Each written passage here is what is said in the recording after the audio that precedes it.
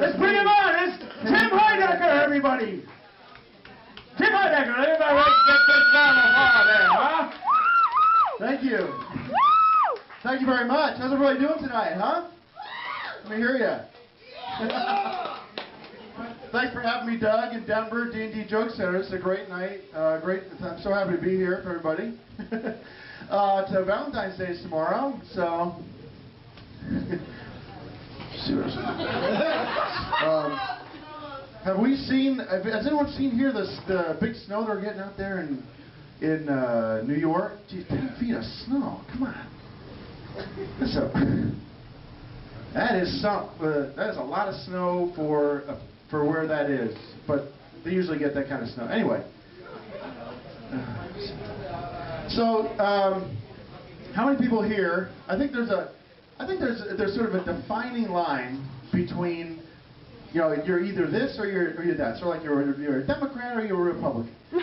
Okay, you are either a Coca-Cola person or you're a Pepsi guy, right? Pepsi. How many people love Coca-Cola here? Yeah. That's what I'm talking about. I'm Coca-Cola. See, I love Coca-Cola, but you know, it's one of those things where it's a personal preference. I don't know why. It's not based on any sort of logic or any sort of facts that I know that you guys don't know. I like Coca-Cola. So I was thinking about this. The other day I was over at my manager's house, and we were watching TV, and I go into the kitchen to get myself a drink, and I go in the fridge, and there's nothing but Pepsi in there. So I go, Mike, you know I'm coming over, pick up a 6-pack of Coke or something, just keep it in the fridge, because you know I'm going to come over. So,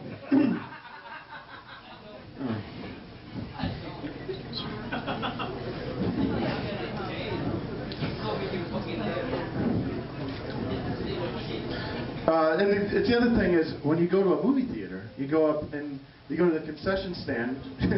Has anyone ever been there? The other day I go to see a movie, and I go to the concession stand, and the guy goes, or the girl behind I say, can I get a Coke? And the girl there says to me, this bitch behind the counter goes, we only got Pepsi. So I go, well, she says, is Pepsi? Is Pepsi okay? She says. And I go, no, if I wanted Pepsi, I would have ordered Pepsi. So, and it's like they should have a sign back there that says, you know, no, only Pepsi or no Coke or whatever it is. So. Anyway, there's that. And another one. Cherry Coke.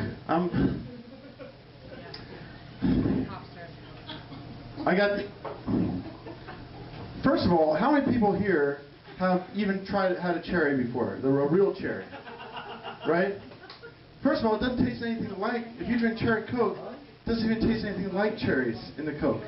It just honestly, it tastes like it just tastes like sweeter Coke. So, question, that's the reason I don't even drink Pepsi, is because I think Pepsi is too sweet. So, why would I even drink cherry Coke? You know? And there's keep putting this in a different pocket. Cherry Coke.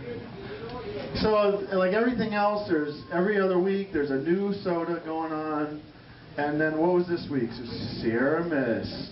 Oh, another great soda from Pepsi. Sierra Mist. I felt like I should have called the plant where they make this place and go, hello, I liked your soda when it was 7-Up. You know? Yeah. But I gotta admit, I do like their commercials. I think they're pretty funny, I gotta admit. Twist my arm. Good stuff. Good to see some working comedians getting jobs. It kind of made me think about some commercials that were already out there from my childhood, if anybody remembers these. The one for Coke, my brand. I'd like to teach the world to sing. Remember this one? Let me hear you. Perfect harmony.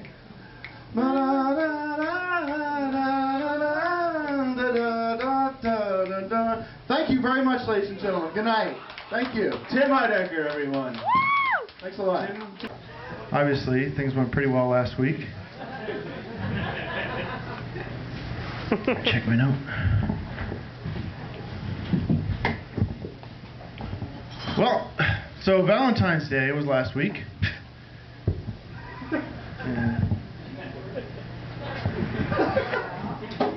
Hey, anyone checked out the news about this Anna Nicole Smith with the paternity suit going on, or what? Come on. The guy should probably just get a DNA test or a paternity test and be able to figure it out. So.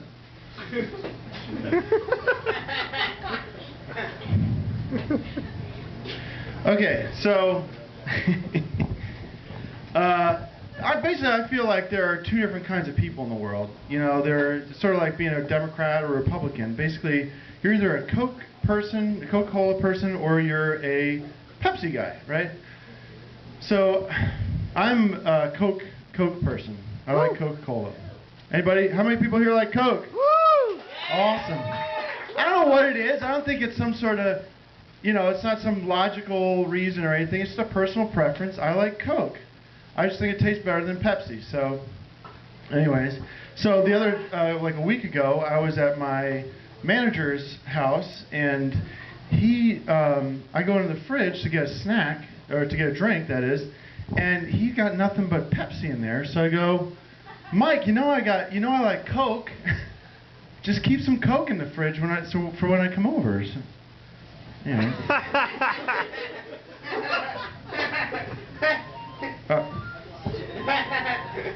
Sorry. Sorry.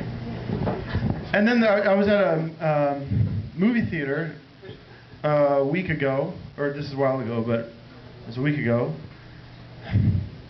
And I go to the concession stand, and the guys. Sorry.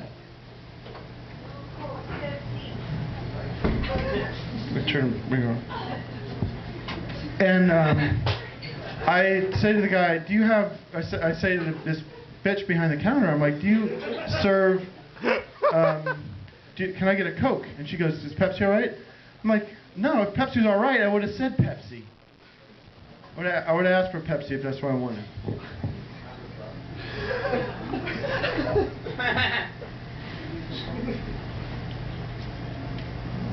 And what's up with cherry Coke? How many people here have had, have even eaten a cherry before, like a real cherry? Yeah. Because if you've had cherry Coke, you know, you're like me. You're going, that don't even taste like cherries it's not even cherry. In other words, I think cherry Coke is just like sweeter Coke. It just tastes like sweeter Coke, which is what Pepsi tastes like anyway. So that's why I'm not drinking Pepsi. So why am I supposed to drink cherry Coke? It's like, come on. And then my girlfriend is over there drinking Diet Coke, and I'm going, you trying to tell me that the same thing between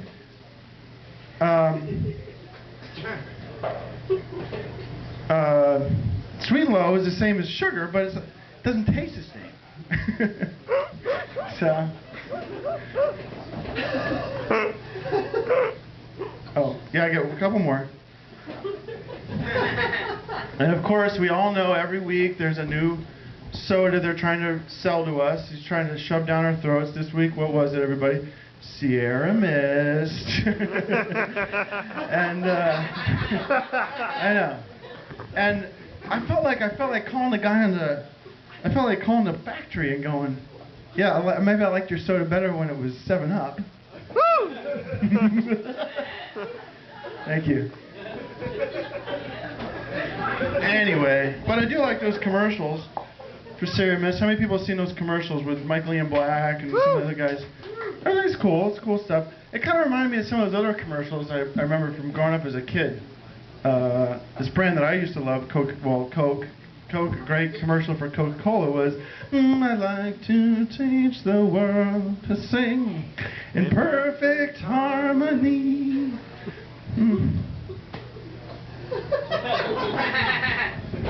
Thanks, guys. Thank you very much. Good night. Thank you. Tim Heidecker, everybody. Tim Heidecker. He's been working out his act in the clubs. been working on his act in the clubs lately. Hey everybody, how's everybody doing tonight? Really good to be here. I've been away for a little bit. I missed the past couple Tuesdays, so I'm happy to be back here. D&D Joke Center, thanks Doug and Denver for having me back, as usual.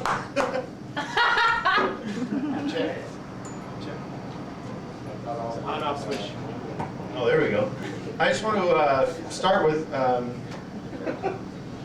this idea I had this weekend, because it was daylight savings time this weekend. So I always think that I always look forward to it, but then you got to change all your clocks and the whole thing's a mess.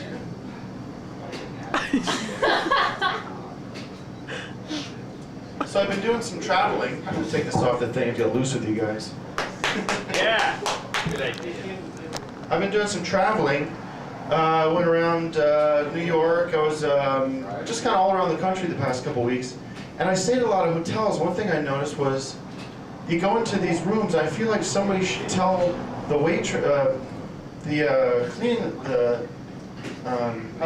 housekeeping should send them a message saying to change the batteries in the remote control, because the whole time you're, you know that, you ever get that? You get in a hotel room and you're trying to change the channel and it's like on E. They need to change the, you know, it's like empty if it was a gas can. And then I was also sitting in the I was in the bathroom and noticed, instead of giving me 4 different kinds of conditioner anyways, give me some like toothpaste or whatever, because that's one thing sometimes I forget when I travel is the toothpaste. So supply some of that instead of just, you know, 2 different kinds of conditioner, shampoo, whatever. And then I was also thinking, if you're gonna put hand lotion as a complimentary lotion, why don't you just go ahead and put that by the nightstand, because we all know what guys are doing with. So, and then of course I was on the flights, airplanes, and I can't tell you, this is a true story. I was taking a flight from Orlando, Florida to Los Angeles, and I had to, they didn't even tell you this, but they actually had me change planes in Atlanta. So I had to get off the plane, and it was just the same flight, but I had to deboard and then get to another gate, and it's like they should have told you that before when you signed up, you know, right? Yeah, it's called a connection.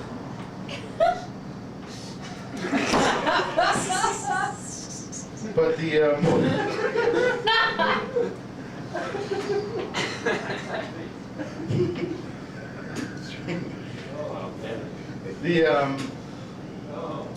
sorry, I lost my. I can read it, but I don't remember what it's in reference to. Manager. Oh, okay. So in the airplane, they have they come around with asking you for a drink, right? Can I get you a beverage? First of all, who gets tomato juice on airplanes? Who are these people? I do. But I never get it anywhere else. I don't know what that is. Also a ginger ale. But so then they goes, do you got Coke or Pepsi?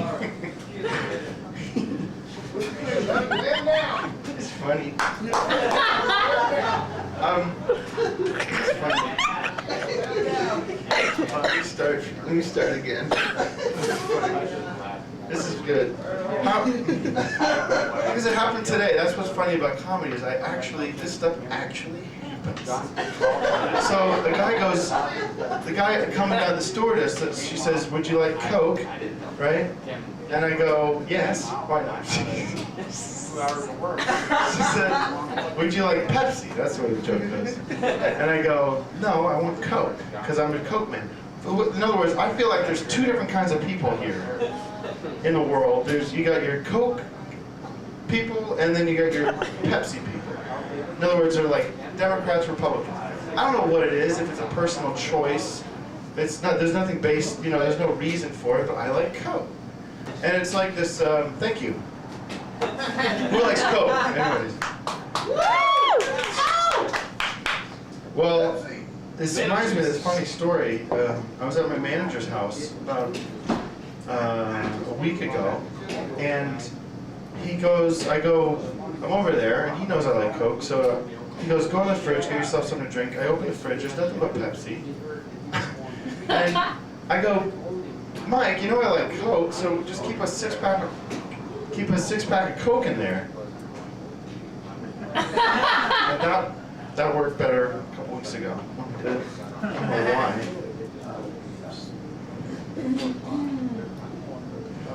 Movie theater. Well, thank you. Then also when you go to a movie theater, it's like they ask you, do you have Pepsi? Or they ask you, would you like a, I say, would I like a Coke? How do I say that? Would I like a Coke? Can I have a Coke? I said. And they go, is Pepsi okay? And I go, well, if Pepsi was okay, I would ask for Pepsi.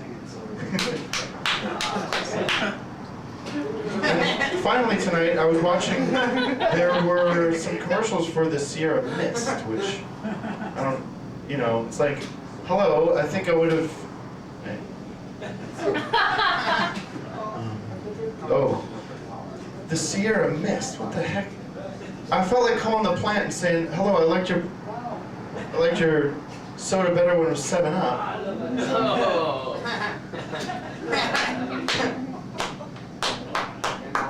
Thank you.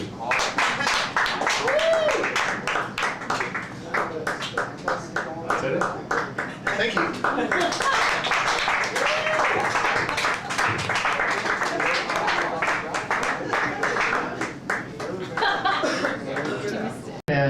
He lives near the fire, and he requested that he goes on early so he can get back to his house before it burns.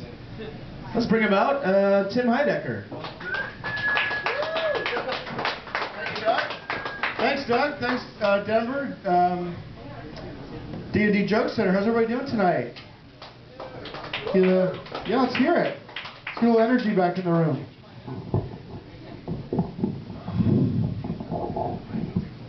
Let's hear it.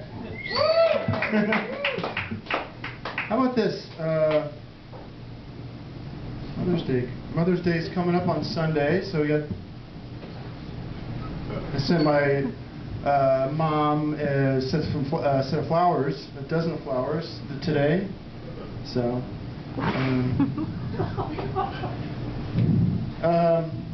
Has anyone heard this news about Paris Hilton? She is going to have to go to jail for the DUI. But I heard this on the news just a couple weeks ago, or maybe it was a few days ago. Today, they said that Toyota actually just outsold GM. So Toyota car company just outsold GM, General Motors. And yeah, I was like,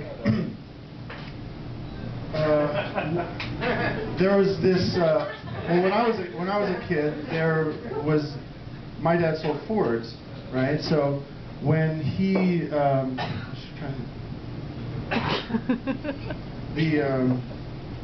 well, we used to go, Chevy sucks, whenever like Chevys would drive by, because there's always Ford against Chevy. Anyways.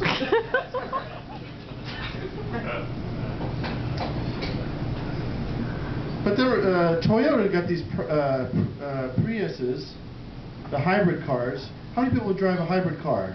Anybody? But it got me thinking, because I was thinking, what does hybrid mean? And I didn't even know, so I looked it up on internet, dictionary.com, and it gives me this definition: hybrid, the offspring of two animals or plants of different breeds, varieties, species, or anyway, it goes on. But that's in dictionary.com. It not even have anything to do with a car. So. But it's like that whole thing where it's like you're either one person, you like either one thing or another thing, and it's like with Coke. You know, like I like Coke, Coca-Cola, right? And then there's all these other people that like Pepsi, right? So it's like a yin yang. It's like some people like Coke. Who here likes Coke? Or in other words, oh yeah. It's funny because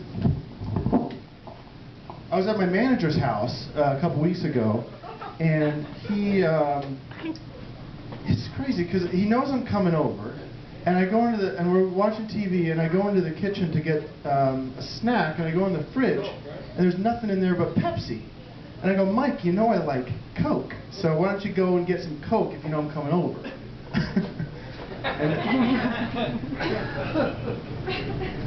But it's the same thing even when you're at the movie theater and you go up to the concession stand and you ask the guy, this happened to me the other day, and I go up to this bitch in the counter and I go, can I get a Coke? And she says, but we don't have Coke, we sell Pepsi. She says, she says, is Pepsi okay? And I go, no, if I wanted a Coke, I'd get a if I wanted a Pepsi, I'd get a Coke. But this happens all the time. So, but with sodas, you know, they got, what do they have? Every week there's a new soda coming out. What was last week's soda? Sierra Mist. And it's just, you know, I don't mind. I mean, it's a nice drink. It tastes like 7-Up and everything. But I like the commercials for it, which kind of reminded me of this. If everyone remembers this old thing when they were growing up. I'd like to teach the world to sing in perfect harmony. It's Coca-Cola jingle. Yeah. So, thank you very much. Thank you. Now, one of my favorite people and bestest pals in the entire world. He's good. He's awesome. His name, you can see him. He has a television show called Tim and Eric's Awesome Show. Good job. Great job. Fucking gay title. Anyway, here he comes. His name is Tim Heidecker. Tim Heidecker. Coming to the stage right now. Thank you, Denver. Thank you. Hey, I want to, before we begin, I just want to get quiet, please. I want to thank Brian from the Comedy Store for coming down and checking out my set. And we can just be quiet, everyone be quiet, please. And now we'll start my set. Shit. You guys, Melissa, can you introduce me again? Sorry, Brian. Kelly. This is like one of my best friends. Hey everybody from Tim and Eric's Awesome Show. Good job on Cartoon Network's Adult Swim. It's Tim Heidecker. Kelly. Oh, thanks so much, guys, for coming tonight. Hey, by the way, before I get into my set, how many people here saw that Britney Spears business that was on? Somebody sent me a link this morning on YouTube, and I did get a chance to watch it. And I was, I thought to myself, if you're going to go on television, first of all, practice. Thank you. Thank you very much.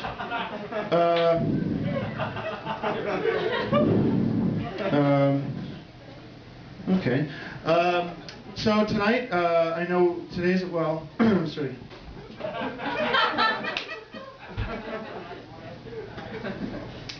So today is the 6th anniversary of 9/11, which got me thinking today, 9/11, 7-Eleven, because I always have to go to 7-Eleven on my way home.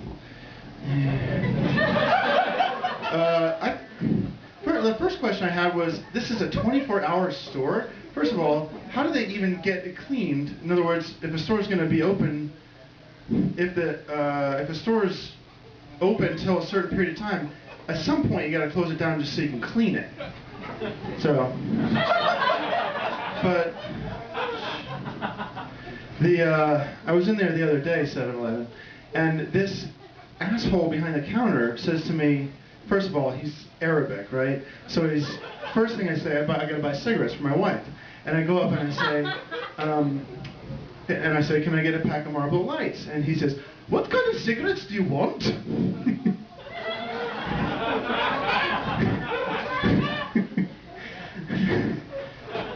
And I said, what? Excuse me? What country are we in?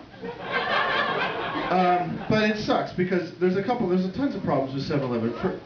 Mostly, though, if you're trying to get soda there, I don't know if anyone's gotten soda there, if you get Slurpees, it's only Pepsi. So, I don't know, how many people here like Pepsi? Yeah, exactly, because I'm a Coke man. And it really is true. I think if you poll America, you'd find it's a 50-50 split. It's just like the Democrats, just like the Republicans. You're either a Coke person or you're a Pepsi person. Are you with me? Let's hear it for Coke. Yeah, it's great. It's a yin-yang thing, and it's true. I mean, just for example, the other day I was over at my manager's house, and we were watching TV, hanging out, having a snack, and I go into the kitchen to get myself a drink, and there's nothing but Pepsi in the fridge. And I go, Mark, you know I like Coke, so if you know I'm coming over, just get some Coke. Thank you. But it's an everyday thing. Because the other day I went to the movies, and this bitch behind the counter, I said, can I get a Coke? And she says, well, we only have Pepsi. It's like the 7-Eleven bit. I said, well, I don't want Pepsi, I want Coke. Thank you. But it's not, I'm sorry about it. Sorry.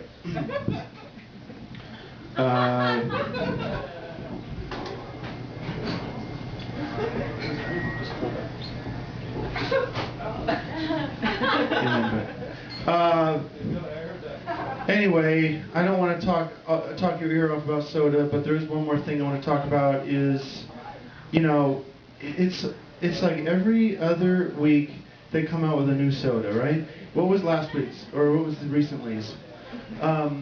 Sierra Mist. And I feel like going to them, guys, I liked your soda before when it was called 7-Up. Thank you. Can I hear it?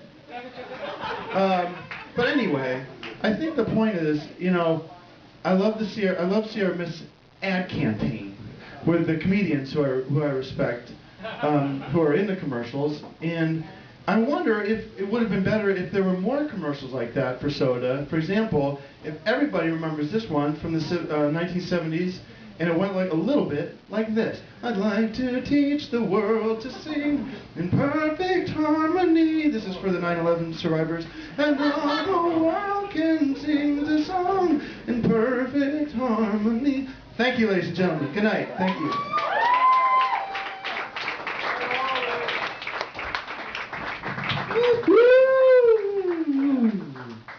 Yeah. Hey, everybody. Hey, thanks, Tim. Tim Heidecker, everyone. He's leaving the stage now. There it goes. Tim Heidecker, everyone. Come on. Give him a... Hi, thank you, everybody. Thanks for being here. Everybody's on that side. I just want to say a couple things before I start my set.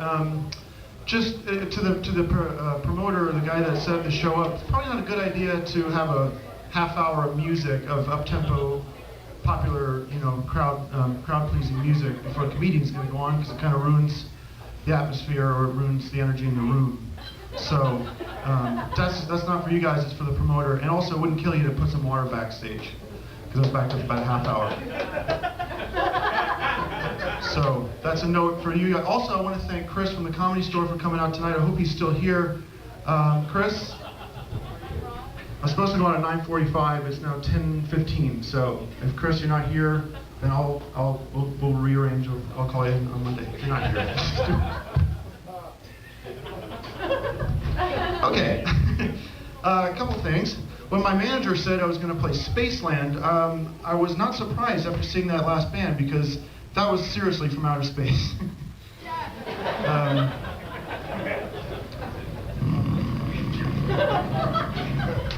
I got wildfires written down here. I have no idea what that's about. Shit. Well, I think what I was gonna say was that because of this place being called Spaceland, that those people with the houses who get burned down would probably want to be in space, because stupid.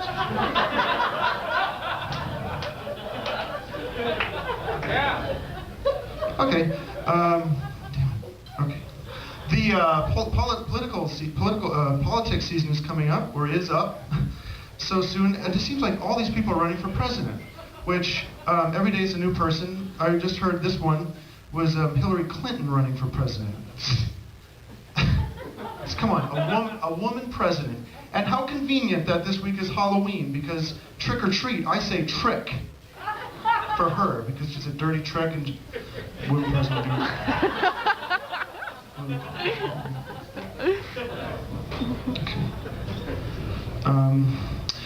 but it is like politics, though. You know, everything is a political situation. For example, like either you're a Republican or you're a Democrat.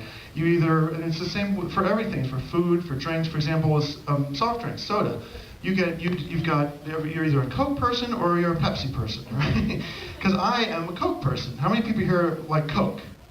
Better than Pepsi? Yes. Yes. But it's one of those things that happens all the time for me, because I wake up, the other day, here's a great example. I was at my manager's house a couple weeks ago, and I go in the kitchen. I was hanging out, we were just hanging out. I go in the kitchen for a snack, and I go open the fridge for a drink, and he's got nothing but Pepsi in there. And I go, Mike, you know I like Coke. Keep a 6-pack of Coke in there or something. So, or whatever. That's just one example. Another good example that happened to me was I was at the movies a couple weeks ago. I saw The Kingdom, and I go to the refreshment stand for a Coke and popcorn, and I ask for a Coke. I said, "Can I have a Coke?" And the woman behind the counter, this bitch behind the counter, says, "Is Pepsi okay?" And I said, "No. If I wanted a Coke, if I wanted a Pepsi, I would ask for a Coke. I would ask for a Pepsi." In other words, don't ask me if that's okay, because it's not. But you know, it's 3 parts. This was a 3. But it's, you know, soda's funny because it's the same. You know, every week there's a new soda on the market. What was last week's soda? Sierra Mist. It's like I want to go down to the factory and knock on the door and say, "Yeah, hello, I liked your soda better when it was called 7-Up. Thank you. Thank you very much." It's just those, it's like, you know, but I do actually have to admit, I do like those commercials for Sierra Mist with some talented comedians are in them. I think they're having a good time with it, and I appreciate, it's good to see fellow comedians get work, right? Yeah! But, you know, they don't make the commercials like they used to. For example, if you remember the old Coca-Cola commercial, which was, "I'd like to teach the world to sing in perfect harmony." Thank you, guys. Thank you so much. Good night. Thank you.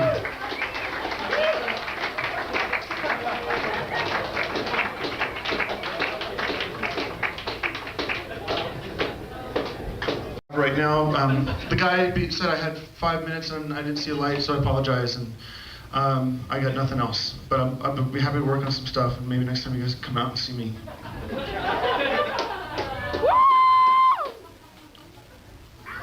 Or, I was going to go on a limb and I could talk a little bit about the World Series, which I was watching tonight. A couple things, and I hate to close on this because it's a little bit, I think it's better to open with this stuff than close with it, because I think the Coke stuff's a little better to close with. But I would like to make 2 observations. The first one is I was watching the World Series tonight, and it dawned on me, these Red Sox are the team to beat, because they seem to dominate. But also there was how much advertising is there in baseball these days? It's a lot of advertising. There's ads for Chevy and everything else. So that's the second observation. The third was, this got to me. I thought this was a good idea, because everybody's swinging and missing. And I thought if they had a little bit longer bat, maybe they'd hit some of those outside pitches. Thank you. Good night. Thank you.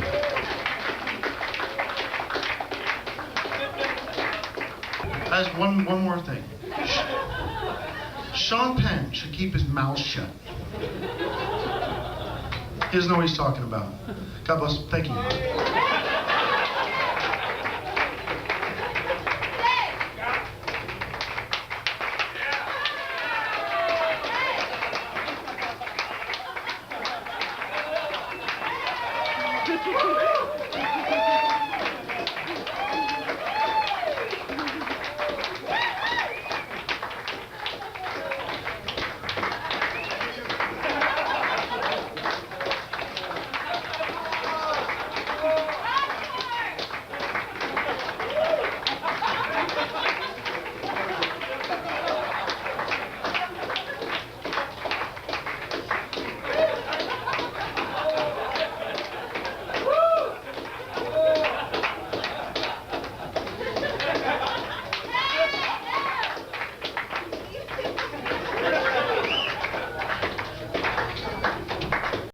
felt that one might break it or something, so I appreciate your understanding. I'd like to start again.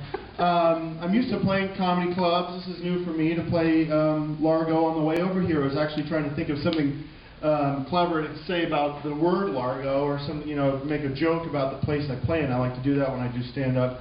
This one was a little tricky, and I wasn't able to come up with anything, so I'm going to move on. And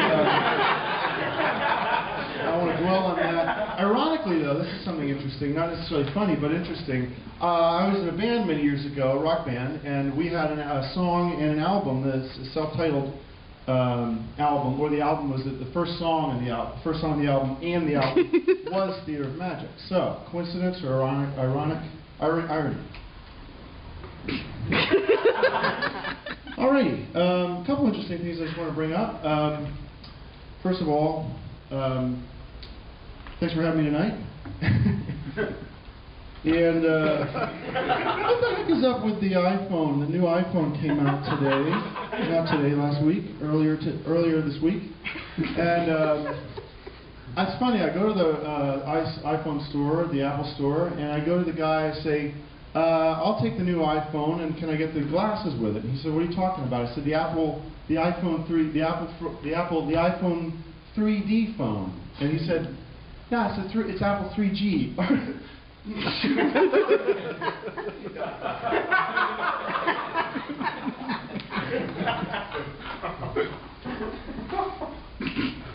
iPhone 3G, the 3G iPhone.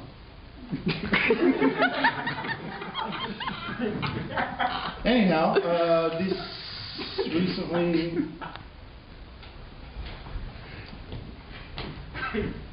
recently we had celebrated the 4th of July, which was cool. We went for a picnic and we saw the fireworks out there by Dodger Stadium. And I was thinking to myself, isn't it what a coincidence, or how good it is? That's a better way to say it. How better it is that the founding fathers didn't sign the Constitution on the in the winter time.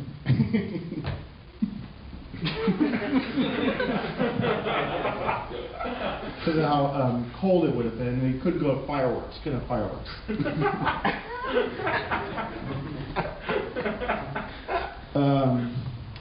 This was cool. I'm on my computer and I've been getting into these social networking sites. Been checking out different sites and getting my MySpace page up there. How many people have a MySpace page here? Okay, I can't see anybody. Yeah. So you know what I'm talking about. I'm thinking they might want to go ahead and rename this site My Time, because all the time is spent trying to figure out how to use the site.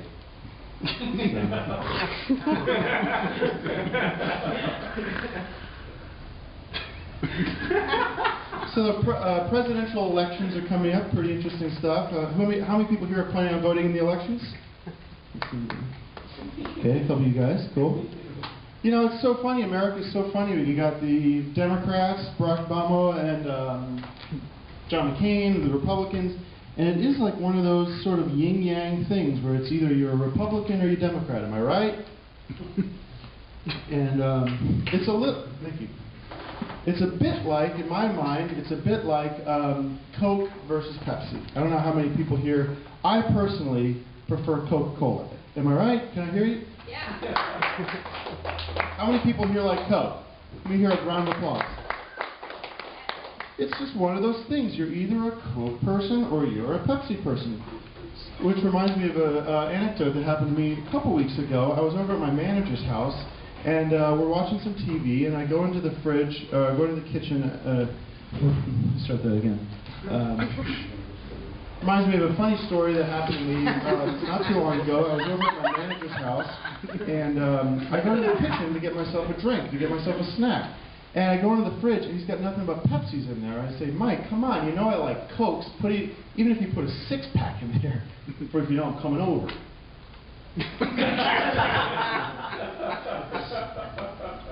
But it's like wherever you go, this happens. You know, the other day I went to go see a film, at the movie theater, and I go to the lady, bitch behind the counter. I say, can I get a Coke? And she says, well, is Pepsi all right? And I said, if I wanted a Coke, if I wanted a Pepsi, start that again. If I wanted a Coke,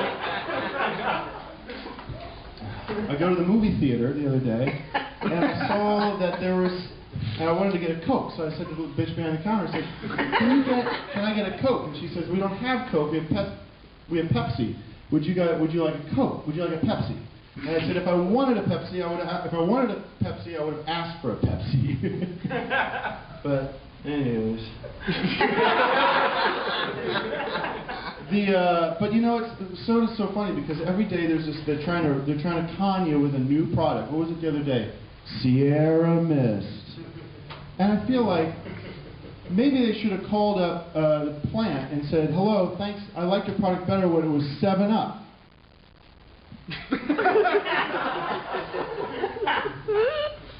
But commercials for soda haven't always been that bad. You know, I remember the golden era back when I was younger when commercials for soda were really great.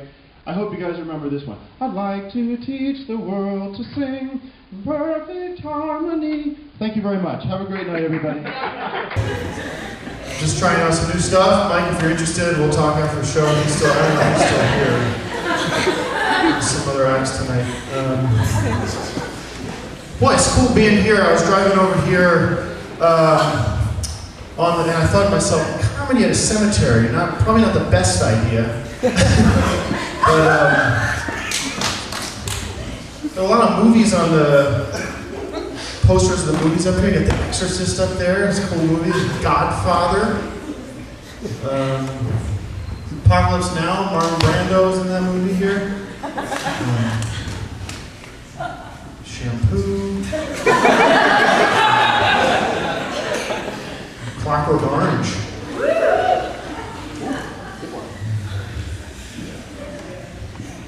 Jaws and Star Wars. Can't forget Star Wars. Big poster for Star Wars tonight. De Niro raging.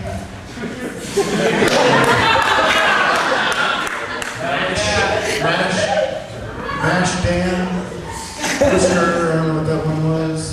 And a psychedelic show. And anyway, happy to be here. Thank you very much again.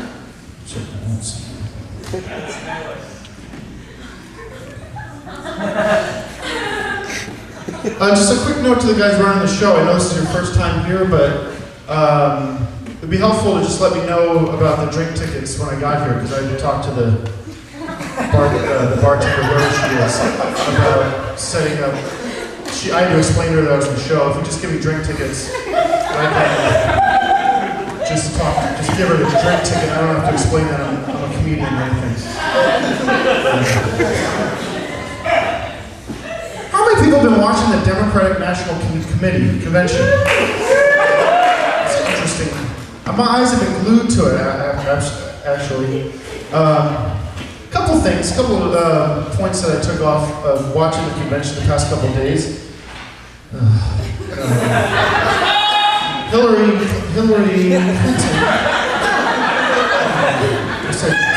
Hillary Clinton was on the convention, and she was interestingly said.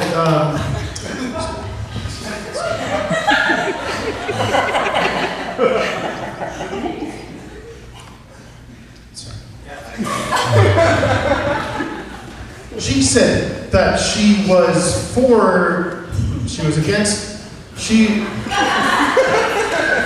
a candidate against Barack Obama, and then she is now supporting him, and it's like flip-flop. Also, then I see this guy, Governor Joe Biden, Delaware.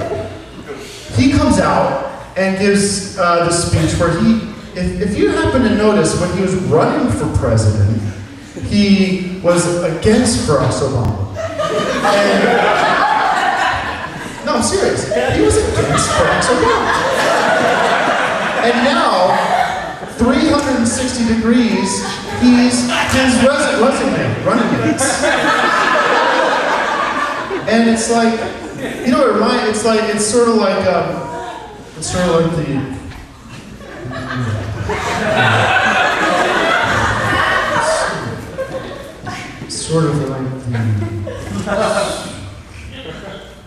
I I have an analogy down here. There's an analogy for this. There's an analogy for this scenario.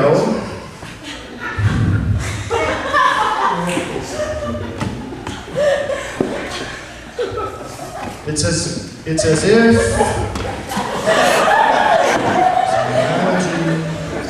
Biden analogy. I've got written down Biden analogy. If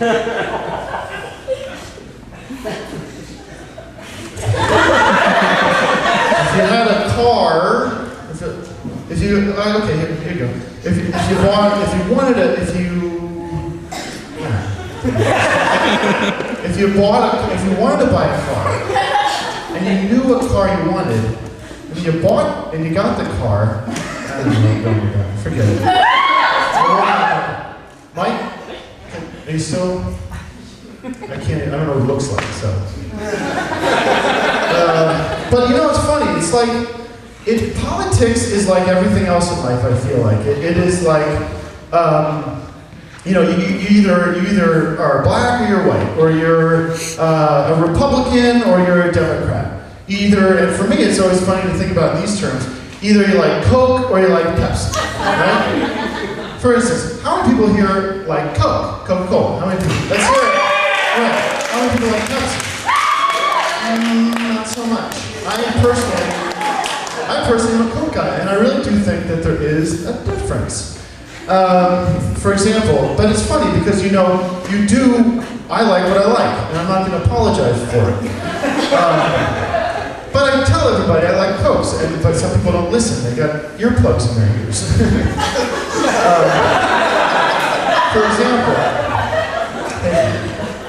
For example, a couple weeks ago, I was over at my manager's house, Greg, my manager Greg's house, and I said, Greg, I should start, let me go back to the beginning. I was at my manager's house, my manager Greg's house. I was at my manager Greg's house, trying to remember the story. I'm at my manager Greg's house, thank you. And I said, Greg, can I get a drink? He says, sure, help yourself, go in the fridge. I go in the fridge, there's only Pepsi in there. I said, Greg, you know I like Coke, get some Coke for the fridge. Even if it's a six-pack. So.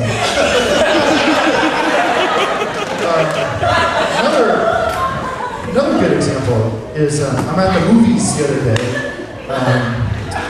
and it was about a week ago. And I go to this woman, this bitch behind the counter. I say, can I get a Coke? And she says, well, we only have Pepsi.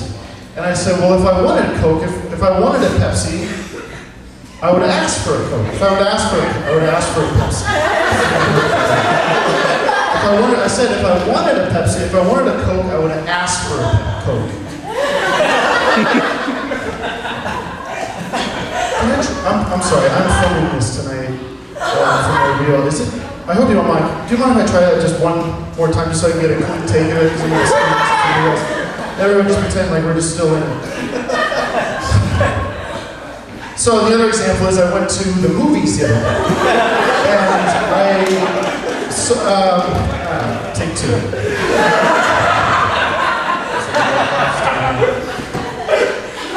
It's like I went to the movies the other day, and I said, can I get a Coke? And then this bitch behind the counter said, can I get a...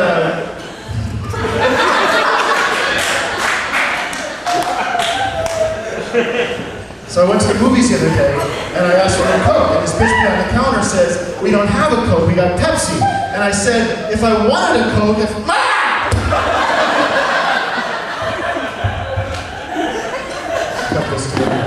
if I wanted a Pepsi, I would have asked for one.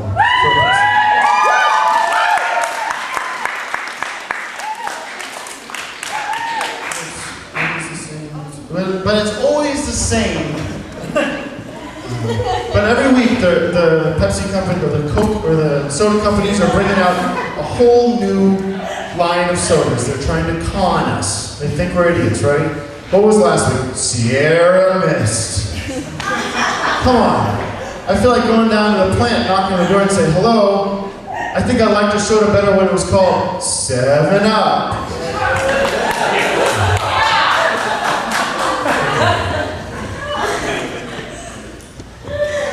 But I do like CRMS, especially like all their television commercials. That they've got some really funny comedians there, Jim Gaffigan and Michael Ian Black and Tim Meadows and people like that have been in the ads. And but it sort of makes me nostalgic for the old days when soda commercials used to be a little more sort of, you know, uplifting, I guess. Remember this one? I'd like to teach the world to sing in perfect harmony. Thank you very much, ladies and gentlemen.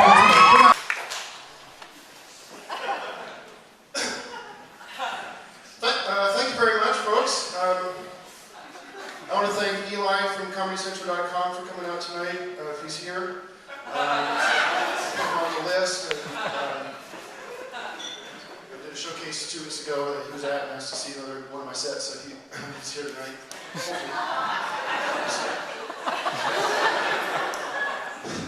When I tell people that my name is Tim Heidecker and I tell them that I'm a comedian, they say, what do you mean, like Tim Allen? And I go,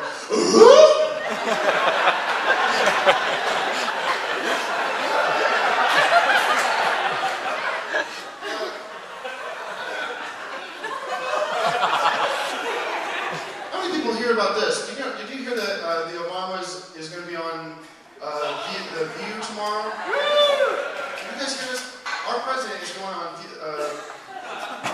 View. I think, you know, God bless him, he should be able to do whatever he wants. But I think it's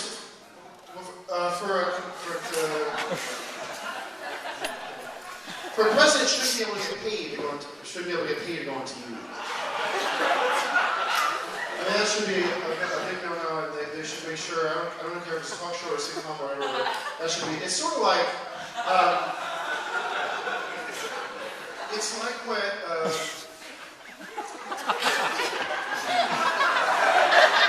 should have an analogy written here, oil spill. It is like the oil spill. It's worse, it's not worse than the oil spill. It's like the oil spill that should be stopped. The slogan for Burger King is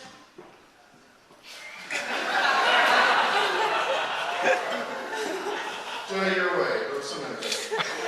Have it your way. Have it your way. The McDonald's is I'm loving it. Who's loving it?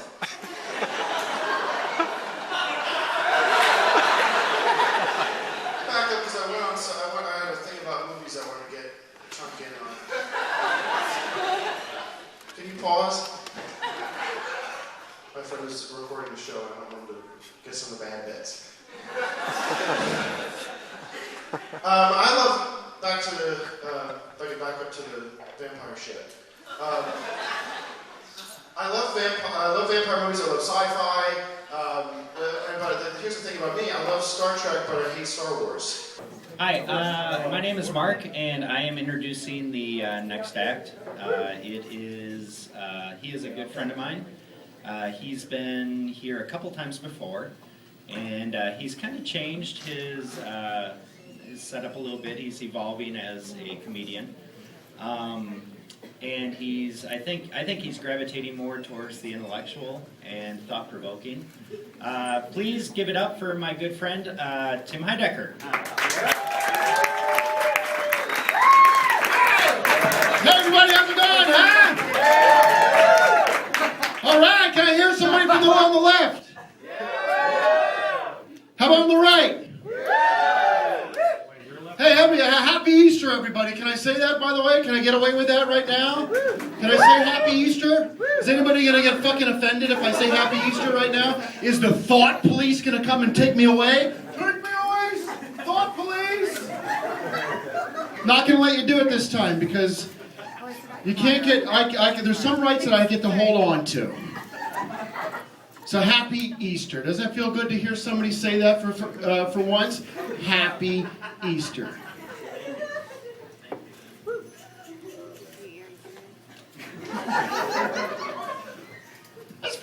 thinking today, well, how did Easter all of a sudden become so secular? How did it become...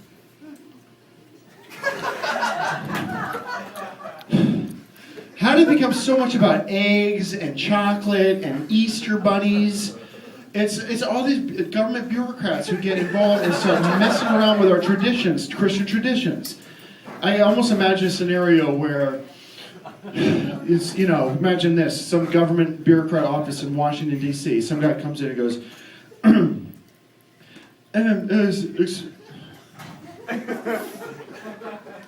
excuse me, Mr. Excuse me. Oh, sorry. Fuck. That's right. Check this out. Excuse me, Mr. Miller. Yes, what is it? Can't you see I'm writing taxes? Yes, well, Father Miller wants to celebrate Easter, which is the Christ's resurrection. And he goes, well, that sounds like a bit of a conflict of interest with the church and state. And he goes, well, well, what if it was just a chocolate and Easter eggs? Yeah, but that's true. But that happens.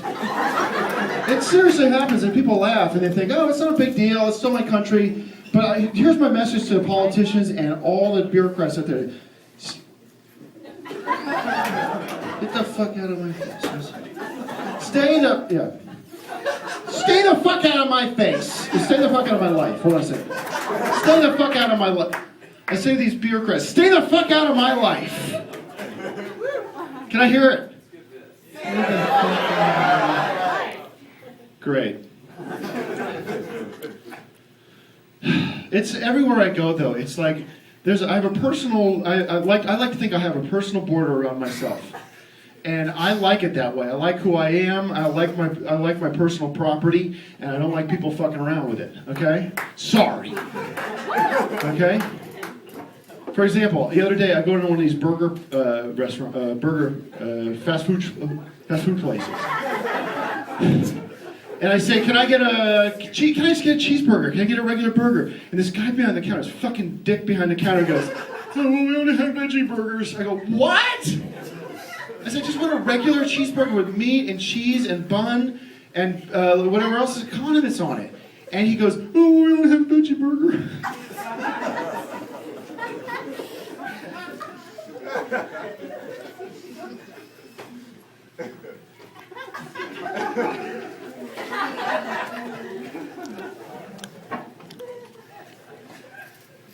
Cars. And how many people here have been in a car dealership lately? It's unbelievable. It's like when I grew up, we used to have the Mercury Cougar and the GTO and the Trans Am and man cars. I'm talking about man cars. And now I go to buy a car, and I go say to the guy, can I get a car that's got some serious gas mileage or some serious speed, not gas mileage.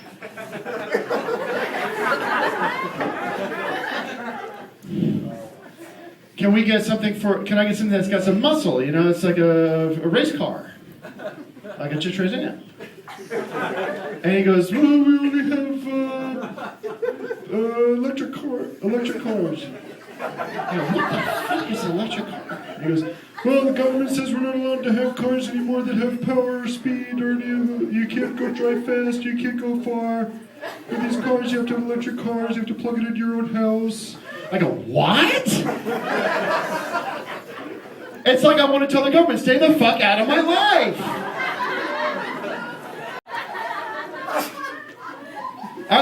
Seriously, the other day I went to the doctor, I had a stomach problem. And I say, you know, "Doc, I have this stomach problem." And I go, he checks me out, and he goes, "Well," he said, "before I check you out, you have to fill out this form." I said, "What are you talking about? I've been coming to see you for years." Form. He goes, "Well, Obamacare." I said, "What?" He says, "Yeah, you got to fill all these forms now." I said, "Okay, well, I understand that. You know, if things change, you got to fill out some forms." So I started filling out these forms. He goes, here's one form, here's another form, here's another form, here's another form, here's another form. All of a sudden there's 1,000 forms I gotta figure out. And he goes, where's your, I gotta provide my health insurance card, and I gotta perform my license plate, or my license ID. And I said, Doc, I only come here because I had diarrhea, and now you ask me to fill all these forms.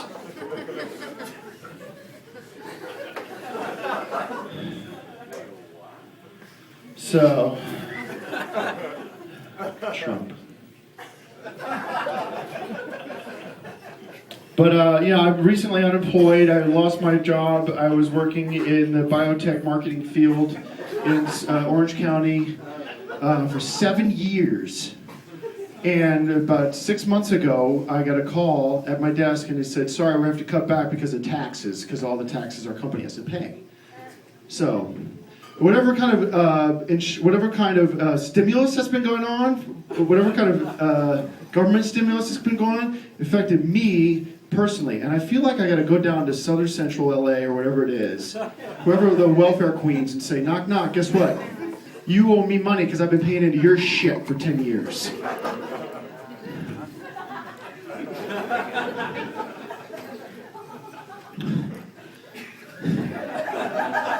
I'm going through a divorce, and it's so the forms that you got to fill out, and forget state forms. I understand there's state forms you got to fill out, but the government forms, the bureaucratic form that have to get filled out, that get filled out, is a waste.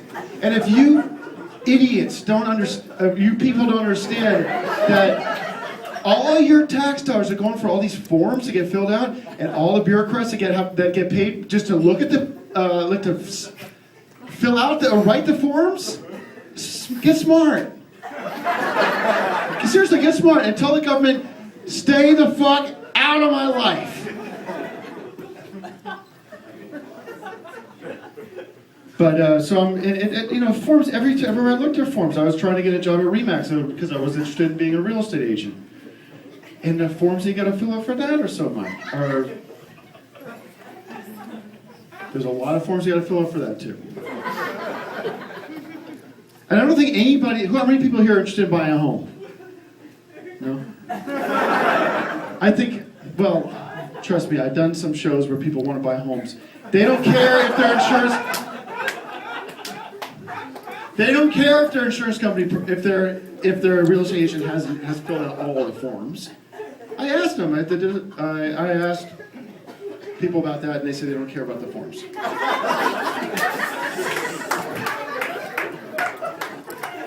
True.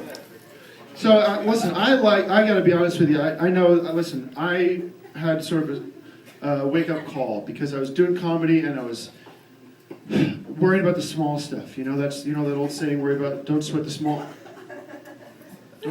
stuff. I said, I was worried about little things, little problems, and I said, life is too short. You got to worry about the big problems. Government, taxes, forms, bureaucracies, bureaucrats. Okay? So I changed my act. I decided to do something different. I started to get involved, politically involved. And I know this is a liberal hotspot, LA and Hollywood, and this is going to, I'm going to get in trouble because I'm saying things that are actually true, and nobody wants to hear the truth. So put me up against a wall and crucify me if you want, because I believe in certain things that are true. And I'm not going to stand around and watch people shit and piss on my Constitution. And that's why I'm supporting Trump's. Because Donald Trump is actually a businessman, and he works for a living, and he works hard. And if you think about it, this is what kind of dawned on me. Our country, America's, is actually like a business. It is like a business, and it runs like a business. So why not have a great, talented, strong, original, creative businessman running it like Donald Trump's? So I want to leave you with this thought, because imagine if Donald Trump became president, which I am hoping happens. And here's a couple things I think he would do, which is, I think he'd come up, I think first Actually, my punchline is what the first thing he would do, so I'll say some of the other things he'd do. Some of the things he would do, I think, would be he'd look at Obamacare and go, "You're fired." And then he'd look at all the money we spent on waste, and he'd go, "You're fired." Then he'd look at some senators, some of these senators, these creeps, these jerks that crawl around and infest our life. Republicans and Democrats, by the way. These creeps, these senators and congressmen and bureaucrats who create all these forms and all these horrible rules and make me make my company that I got laid off from pay taxes all the time. And he'd go to those congressmen and go, "You're fired." Right? And finally, this is the greatest. This is the first thing he'd do. On Inauguration Day, he'd get up there at the front, and he'd get up to the front of the podium, and he'd turn to Obama, and he'd go, "You're fired."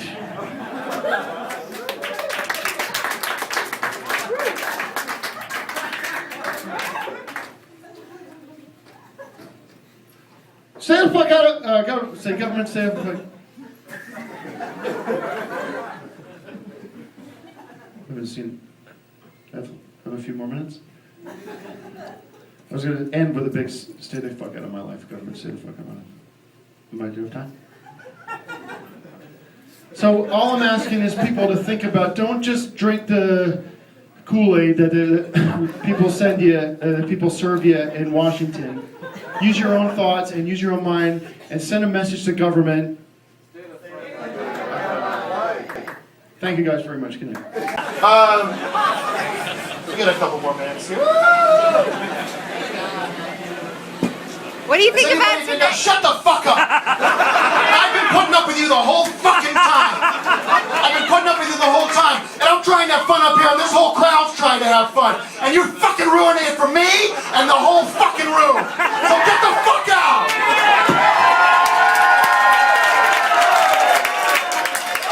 This isn't your fucking show. This isn't your fucking show. This isn't your fucking show. Get the fuck out of here.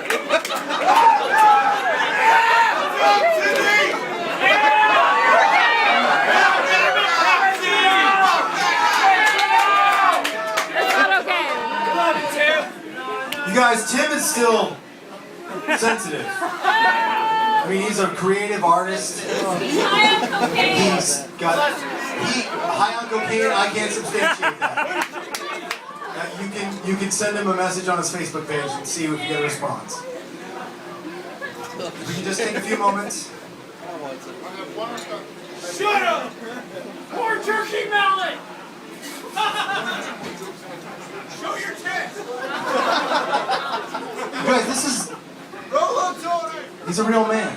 He's a real man with real feelings. Tim.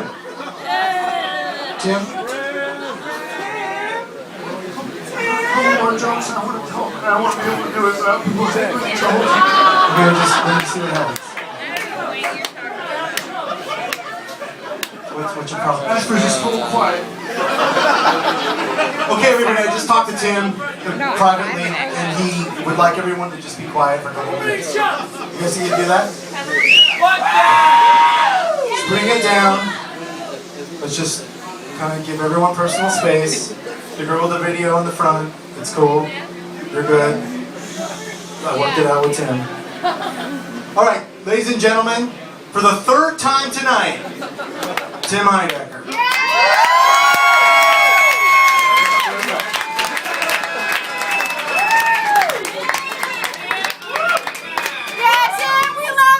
Very much. I'm sorry, my dog, as I said earlier, my dog has a torn ACL and I'm very emotional.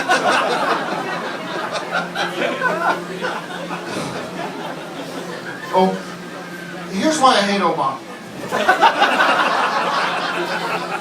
Yeah! Pretty good movie, pretty good movie.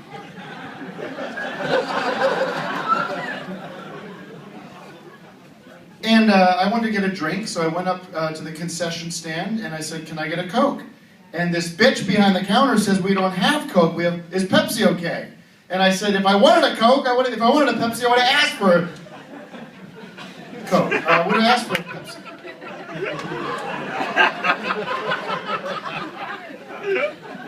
Well, what is the soda that they came out with? Do you guys have Sierra Mist?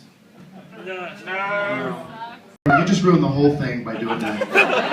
You're right in the middle of the zone. There's other ways to do that. Wait for the applause, then come up. Fuck.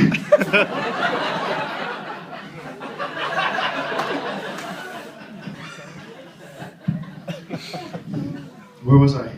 Hungry Jack's. So I'm at Hungry Jack's. I'm thinking to myself, ooh, I cannot wait to get one of those Whoppers. I'm thinking to myself, gravy, baby! Then I get the burger and there's beets and egg on it. I'm thinking, not so gravy, baby. I went to see this movie Looper the other day. Anyone see Looper yet? Fantastic movie, really good. I was so excited to see this movie. I'm thinking to myself, gravy, baby! But then I get there and it's nothing but commercials and previews for 15 minutes before the movie starts. So tell me, sir, what have you done today that's either good or bad? I had lunch. Was it good? Was it good? It was gravy. Well, let's just say was it good or bad, then we'll see. It was good. Gravy, baby! How about you? Anything good happen? Bad happen?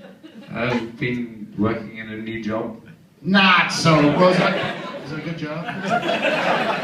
That's a good, not a I go in the fridge, I open up the fridge, and there's nothing but Pepsi in there. And I said to my friend, I said, well, you know I like Coke, just keep a 6-pack of Coke in there. Just know that I'm coming over.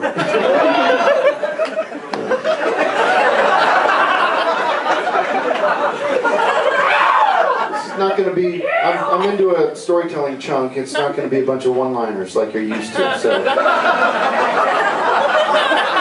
There's a slice of life joke, so get used to it.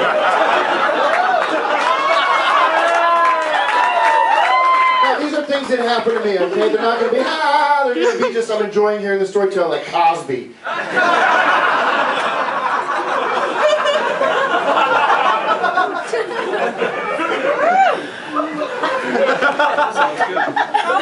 Crosby.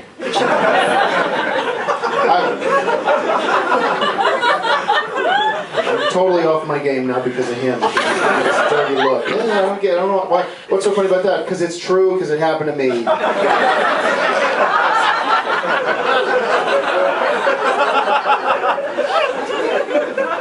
Anyway. I was at the movies.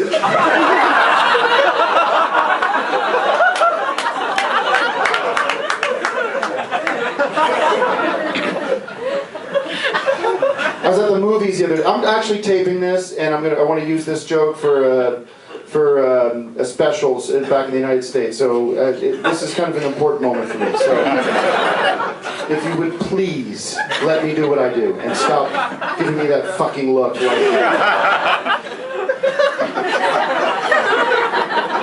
Okay, so let's all just bring the energy back. I'm sorry. Let's take a minute here and just breathe for a second. I'm trying to do my Coke stuff.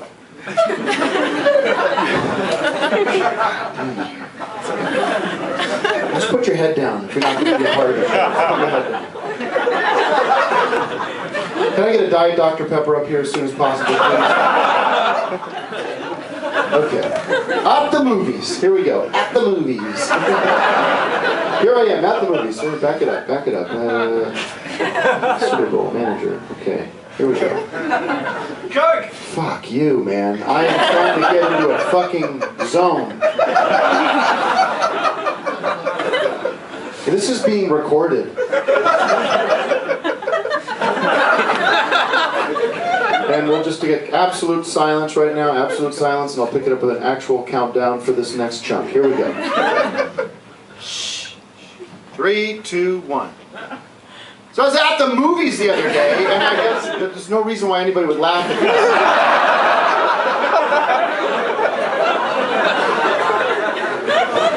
So So just don't react when I say it, because it's just a setup, it's not the joke. Damn it. You're fucking idiots.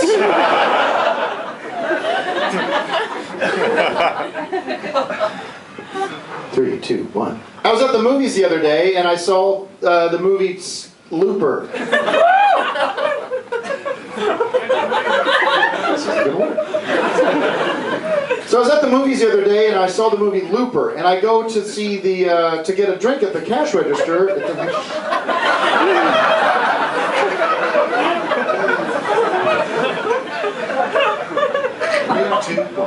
So I was at the movies the other day and I went to get a drink at the concession stand and I said, "Can I have a Coke?" And this bitch behind the counter said, "We don't have Coke, we have Pepsi." No, she said, "Is Pepsi okay?" And I said, "If I wanted a Coke, I would have asked for a Coke."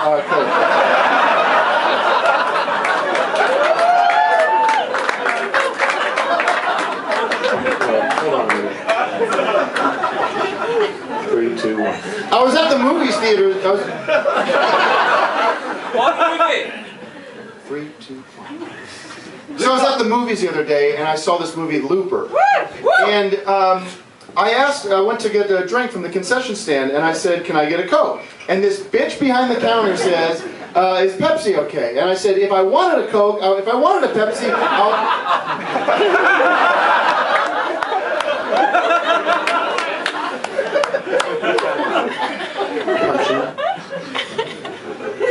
if I wanted a Pepsi, I would have asked for a Pepsi."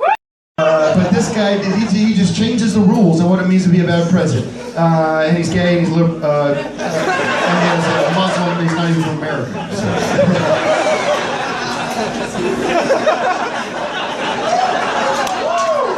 I always kind of wondered, because I was a big fan of Donald Trump, and I wondered if he would have been president, because he was thinking about running, and I thought that, geez, that would have been such a great. He would have been such a great president, you know, and he really had everything. He's good looking, and he's got good business skills. He's been president already of a company, and he's got everything it takes. And I'm thinking, ooh, can you imagine if he was president? I'd lie in my bed at night and I'd dream about that day that he would become inaugurated on our Capitol steps. And I used to imagine him up there with his hand on the Holy Bible, and he'd say, "I am the president," or he'd say, "I will become president of the United States." And a Supreme Court judge says, "Do you swear to promise to protect the entire Constitution?" He said, "I will protect the Constitution." And then said, "Well, if there's no other business to be said, we'll make you president."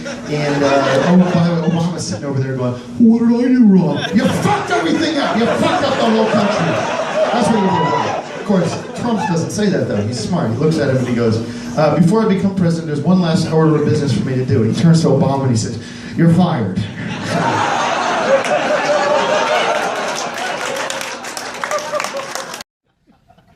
I thought it'd be so cool to come back to Philadelphia and do some comedy for you, but it sucks. Philadelphia, city of brotherly love. Kind of gay, right? Kind of gay. No thanks. How about just city of love?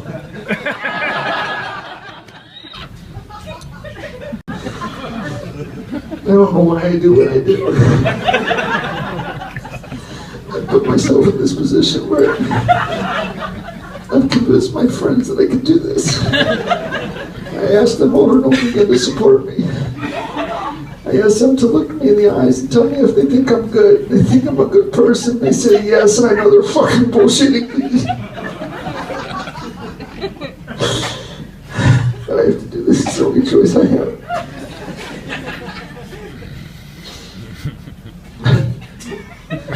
Are we all having fun? I'm a comedian. A lot of people say, when I tell people I'm a comedian, I say, well, they say,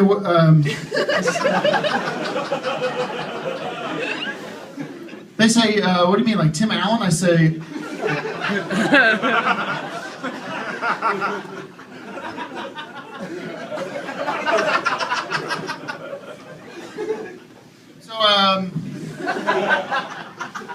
try a little something different tonight. I'd like to come out to the satellite and try some new things for you guys. What I'd like to do tonight is something I like to call a comedy without a net.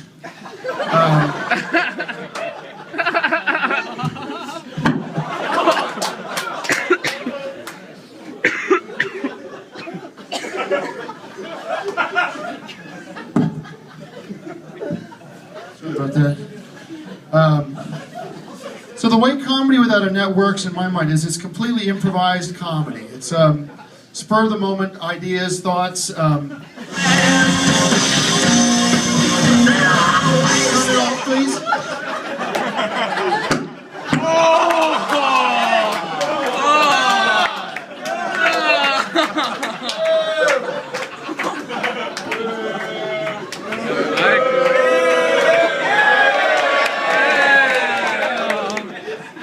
I'm sorry about that. These are quality mics.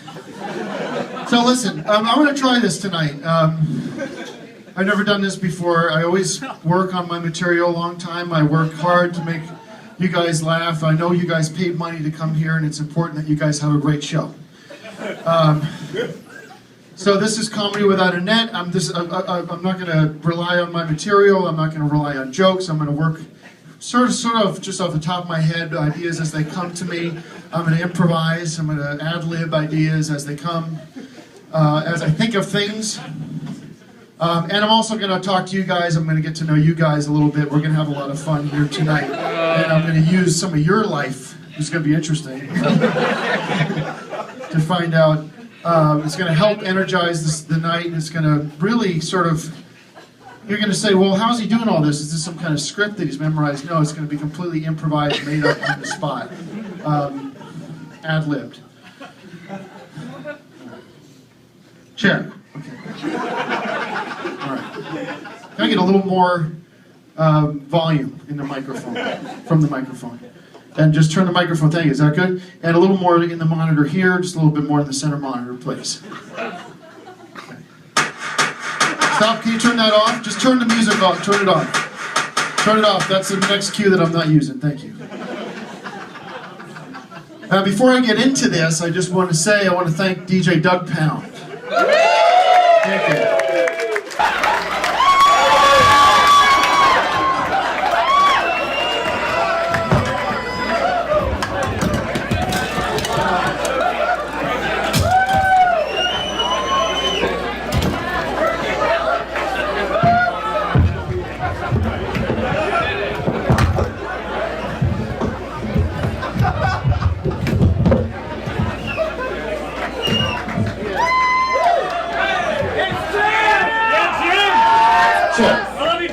Get the sound guy up here, please.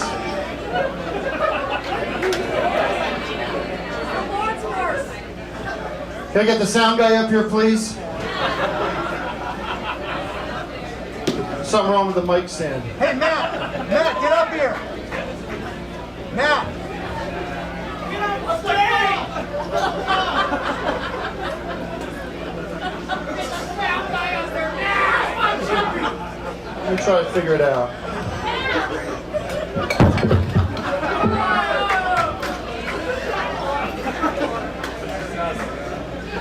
Follow your heart. Use the Gilmore's force. So, ladies and gentlemen, give a big round of applause for Mr. Tim Heidecker. Hi everybody, thanks very much. Sorry about that. Off to a little bit of a rocky start. My name is Tim Heidecker. Is it possible to get a Diet Dr. Pepper from the bar?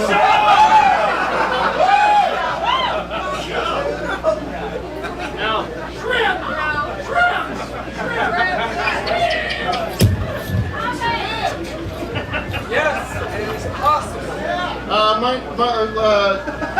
You're in San Diego, bitch. Well, my name is Tim Heidecker, and I'm a comedian, and when I tell people that, they say, what do you mean, like Tim Allen? I say,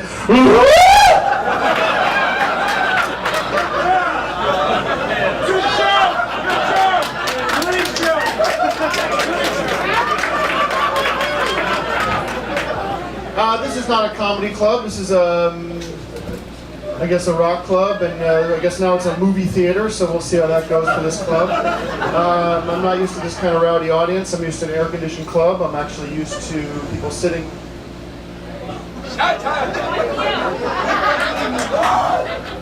Indian style, motherfuckers.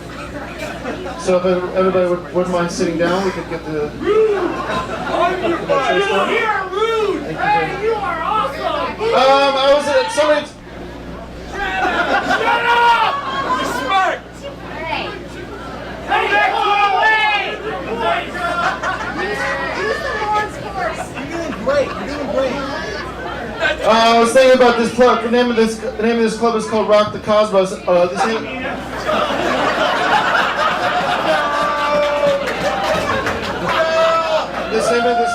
The name of this club is Cosmo. I thought of a Clash song called Rock the Cosmos.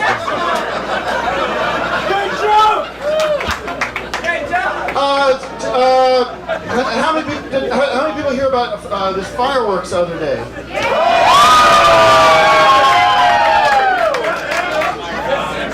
Boy, sure, I'm glad I'm not the guy who was responsible for that.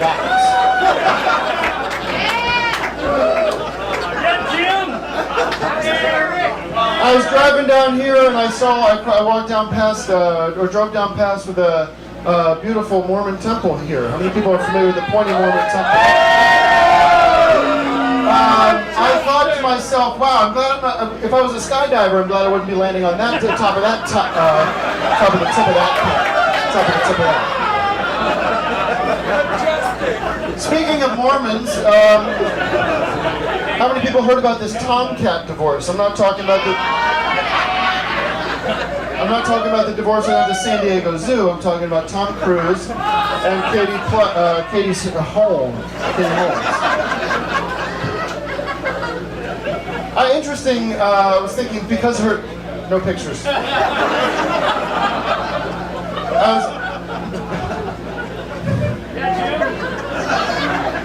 I was thinking because now they are divorced, she will have to change her name to Katie Home. No.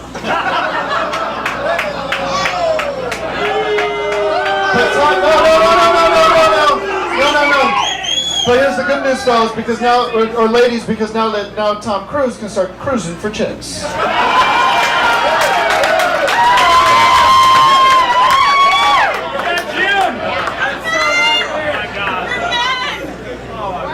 How many people here have ever been to Calgary? I was just up in Calgary recently. City in Canada. I thought it was fantastic up there. It was really funny because I realized that there's a lot of things different between Calgary and California. For example, I'm from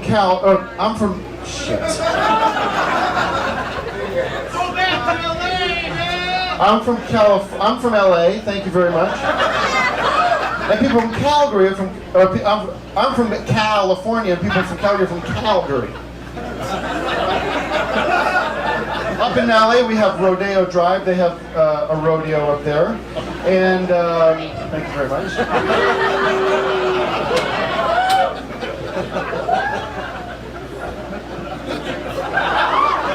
We love you, Eric!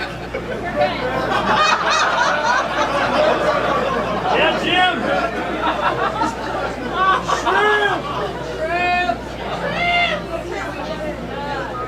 I got to talk to you guys a little bit about the election coming up this year. I'm a little pissed off that Donald Trump isn't running. How many people are a big fan of Donald Trump? I love this guy. I love Donald Trump, and I'll tell you exactly why. Because I wish he would become president, and I wish that he'd become at the inauguration, and he'd come up onto the stage, and there would be Obama. And Obama would be sitting there, and Donald Trump would be able to get the inauguration, and he'd turn to Obama and he'd go, "You're fired." I'll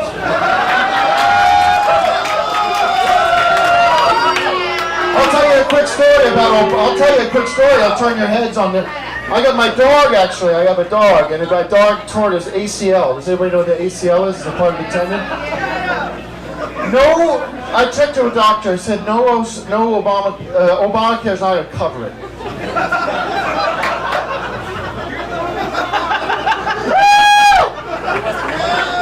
And by the way, if you do get Obamacare, if you do go for more forms, more regulation, all you're going to have to do is fill out more forms, pay more taxes, and your freedom in government gets taken away.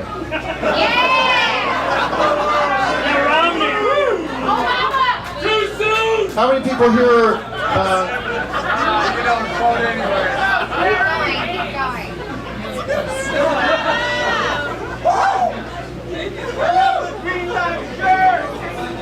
get a glass of water.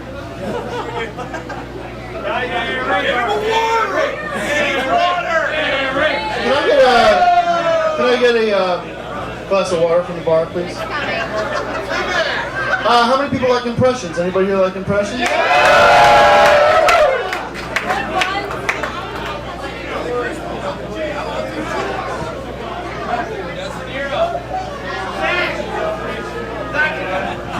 My name is Jake Nicholson.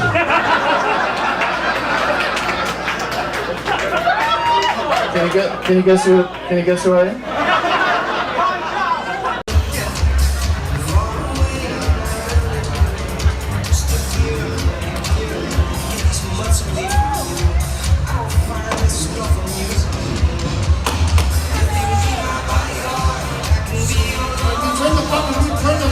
Turn the music off, please.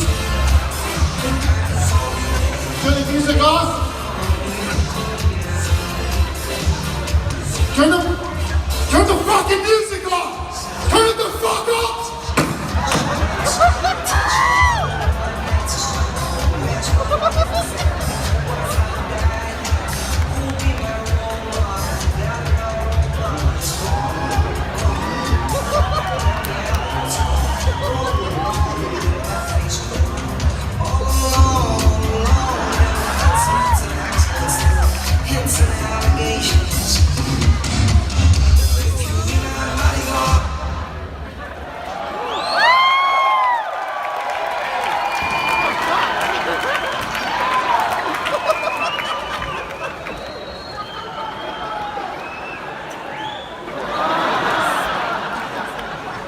I'm sorry.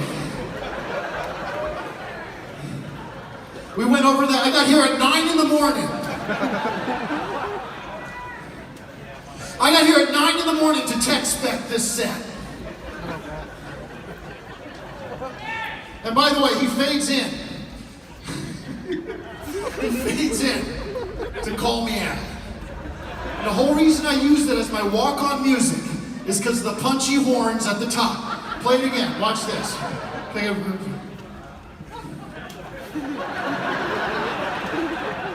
Take it back to the top. Take it back. Go ahead. Listen. Oh, fuck you! No. This union.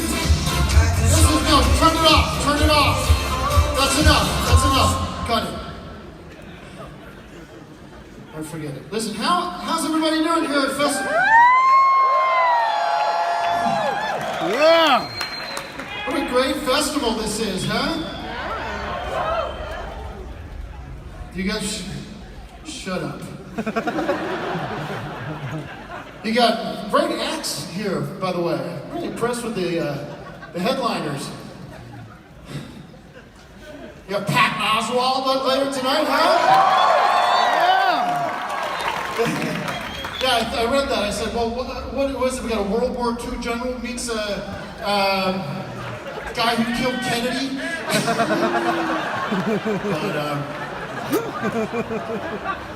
And if any bird watchers out there, they can stick around to see the flight of the Conchords. And everyone's always going on and on about Fred Armisen. I don't think it's that big a deal. My arm is on too.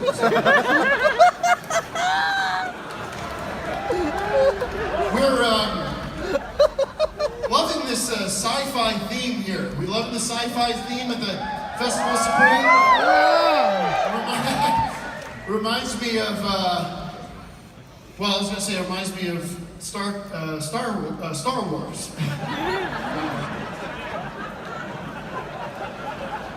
And I honestly, this is true, I honestly wish that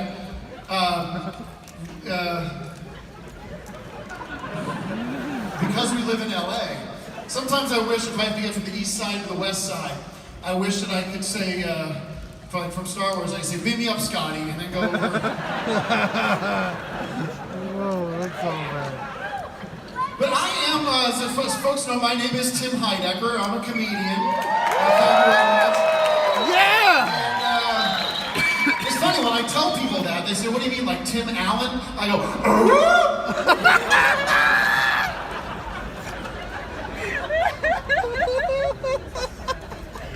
But you know, I've been doing stand-up comedy for years, successfully. And it's great. I love coming out and getting a chance to make people laugh. How many people here like to laugh? And I go, you know, I've been doing, I travel the world, I play for this size audience and more, and I connect with the audience, I have a great time, I'm paid very well, but I go, am I missing an opportunity here? Am I missing an opportunity to actually make a difference, to actually change lives? Yes, the answer is yes. But no's. Not funny. Not funny, not part of the show. So I thought, well, what is the biggest problem in the world? Does anybody know? What do you guys think is the, but what do you think is, what? What is the biggest problem? I'm thinking big time. What is the big time, huh? What? Global warming. Wrong! Bye-bye! What about you? What's the biggest problem? Don't be stupid. What is it? What is it? No, it's not Donald Trump. It is violence. It is violence. Thank you.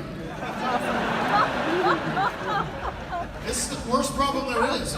We can't move forward until we address the problem of violence. And they go, uh-oh, I see people leaving. They're like, no thanks. Bye. I'm gonna go see something else. I'm gonna go take a shit. I'm gonna do anything else but listen to this guy lecture me about violence. So I think, well, maybe I can do this in a way that's fun and it's gonna leave a lasting impression with you. And what do you say? Why don't we try to stop violence? Yeah!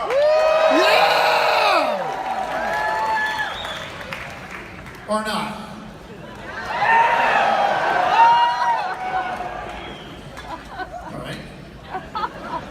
I like to play a game. I like to turn problems into games that I can solve. Don't you? Yes. So we're gonna play charades. How about that, everybody? Yeah! How about that? So I'm gonna let you guys, this is interactive. Why don't we get everybody to stand up and we'll get the lights on.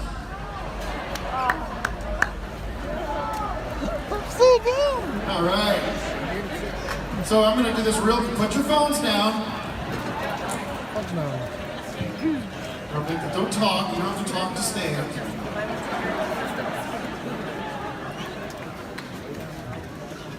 How are we doing on time? All right, so this is how it's going to go. I'm going to do the charades. You guys guess what I'm trying to say, and I think it's going to help you guys remember the message tonight. You're going to go home and you're going to tell your friends, right?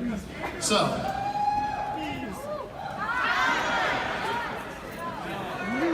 2 syllables. When? She got it.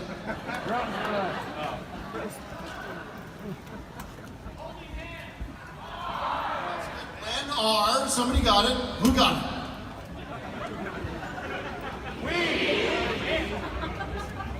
When are we, we're getting close.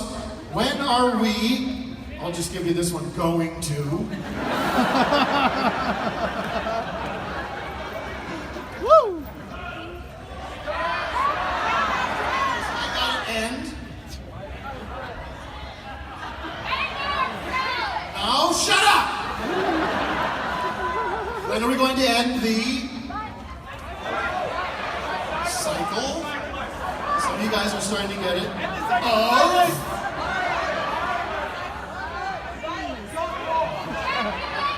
Hold on. If you don't know it, don't shout it out. Don't.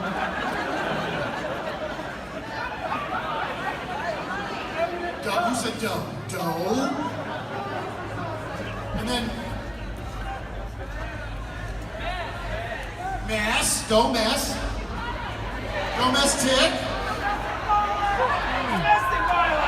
Domestic violence! Thank you, ladies and gentlemen. When are we going to end the cycle of domestic violence? Please sit down.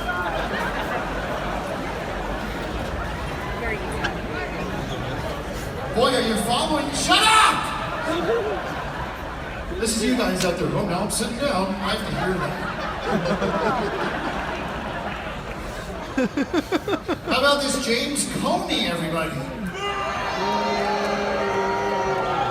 He sounds a little bit like my daughter on Sunday morning before we go to school. Dad, comb me hair. Comb me hair.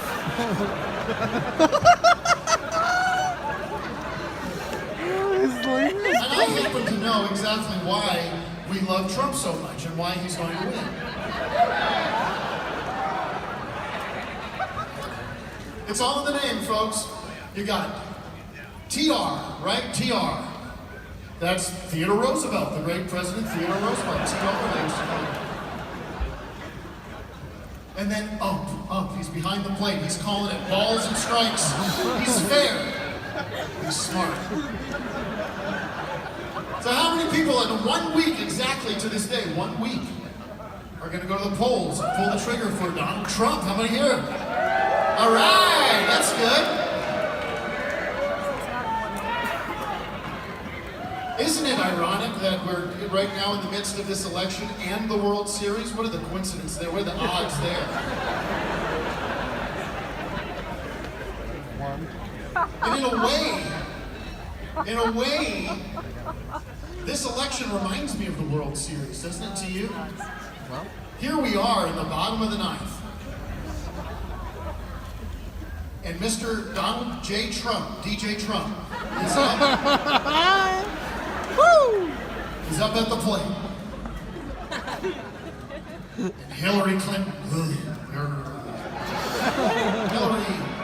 crooked Hillary's up on the mound.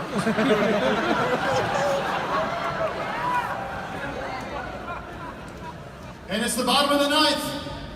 And this is for all the marbles, folks. DJ Trump is up at the plate. And Hillary Clinton, crooked Hillary, decides which pitch to throw. It's the bottom of the ninth, tied. And she throws Benghazi, and Trump hits it. Single. Drops in. Uh-oh. Robots are starting to sweat. Donald Trump steps up again. Hillary's on the mound. She throws in the pitch.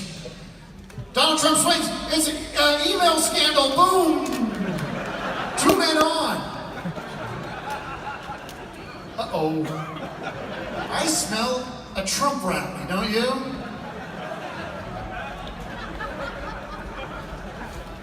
Donald J. Trump steps up to the plate.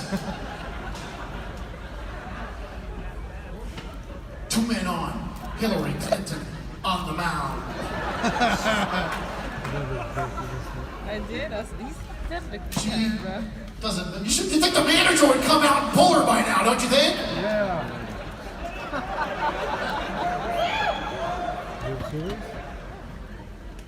She gets her call from the whatever, the whole pitcher setup. She deals. Throws right down the middle, but it's Anthony Weiner, and he hits it, and it goes out of the park, folks. It's a grand slam! Yeah. Donald Trump has become our president, ladies and gentlemen.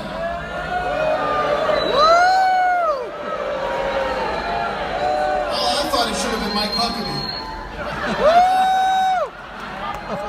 I'll tell you why.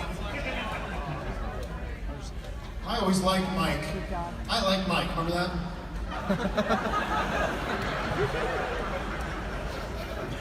And a reason I think Mike Huckabee would have made a great president. It's in his name, folks. It's in his very name. And I'll tell you what I mean. Imagine this. Can we dim the lights 40%? We worked on this? 40%.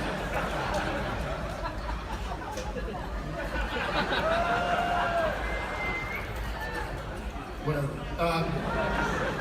Picture this. It's 1940s, 1950s Arkansas. And we're in the Huckabee kitchen. And little Mike, little fat Mike. Little fat Mike's down there. And he's waiting for his mama to come in with breakfast. And his mama comes in. She's fat too, right? She's wearing a big apron. She come in. Mike sees his mom. She's starting by the way, she's starting the biscuits. And, so she come in, and Mike goes, "What? Huckabee president one day. Huckabee president one day."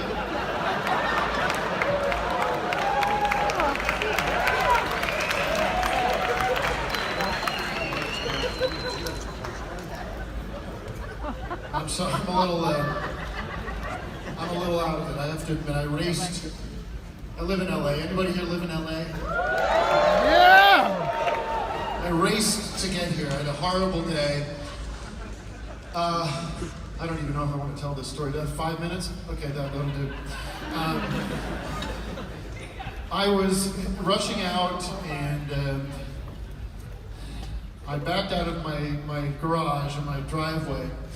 And I didn't really even see it. It was like almost too soon to do anything about it. But I backed up, and the dog across the street, the neighbor's dog, came running across, darting across.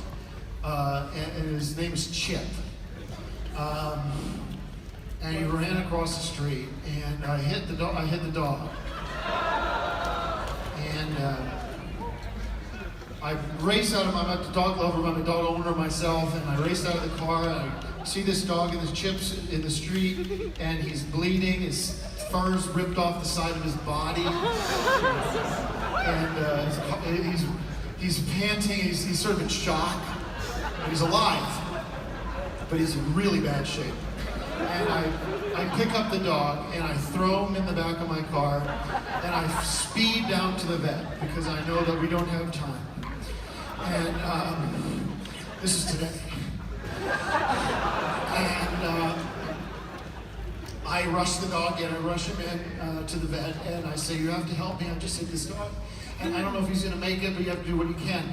And the doctor says, "I can't do anything." I said, "What are you talking about? This dog is going to die if you don't help him. Can you please help me?" And he says, "No, I can't." I said, "Why can't you help this dog?" He says, "I'm sorry, sir, I cannot help you." I say, "Why?" He says, "Because of Obamacare."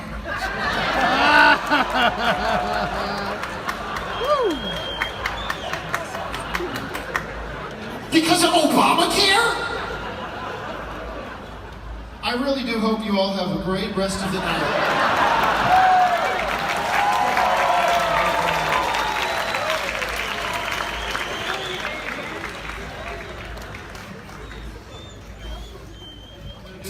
I'm going to do this myself.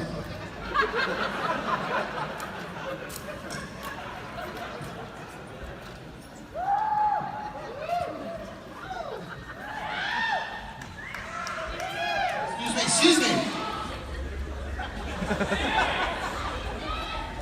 I have some, okay. All right, this is it. All right, thank you very much. And, hold on. I just wanted to say from the bottom of my heart, Happy Halloween! So, hello everyone, and a very warm welcome to Soho Downstairs. Now it's time to please put your hands together. He's come all the way from the United States of America. It's Tim Heidecker.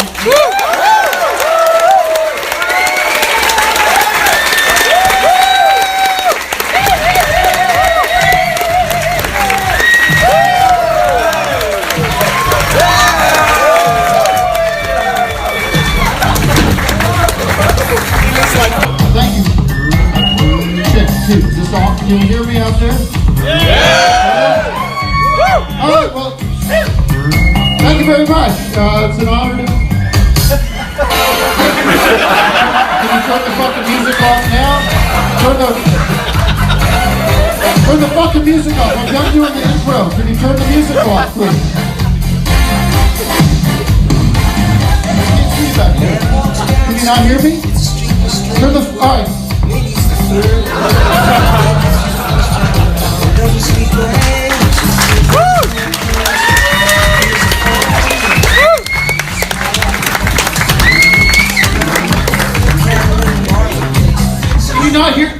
great. All right. Thank you very much. Can we just do this? Let me just do it quickly again. Who introduced me? Are they still around? Can you just, without the music, we'll just start fresh. So.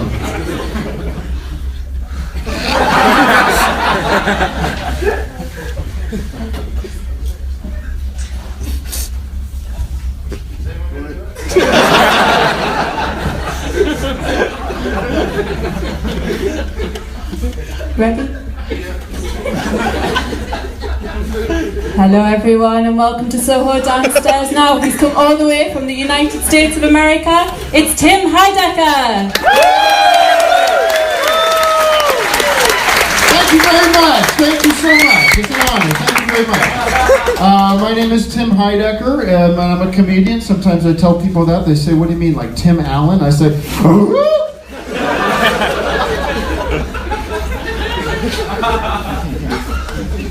first time doing this in the England, so or United Kingdom. What do you call it here? England or London or sort of the same thing?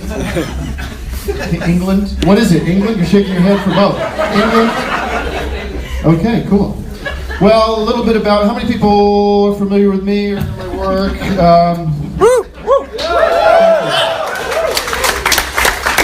A little bit about me, in case you don't know. I'm basically born funny, born making people laugh, I don't know, whatever it is. Voted one of the 5 funniest people in America in Comedy Magazine. So that came out a couple months ago, and we're excited about that. So I've been trying to think what else. I'm a TNA guy, you know, I like TNA. And, so the PC place, you're like, excuse me, that's not cool anymore.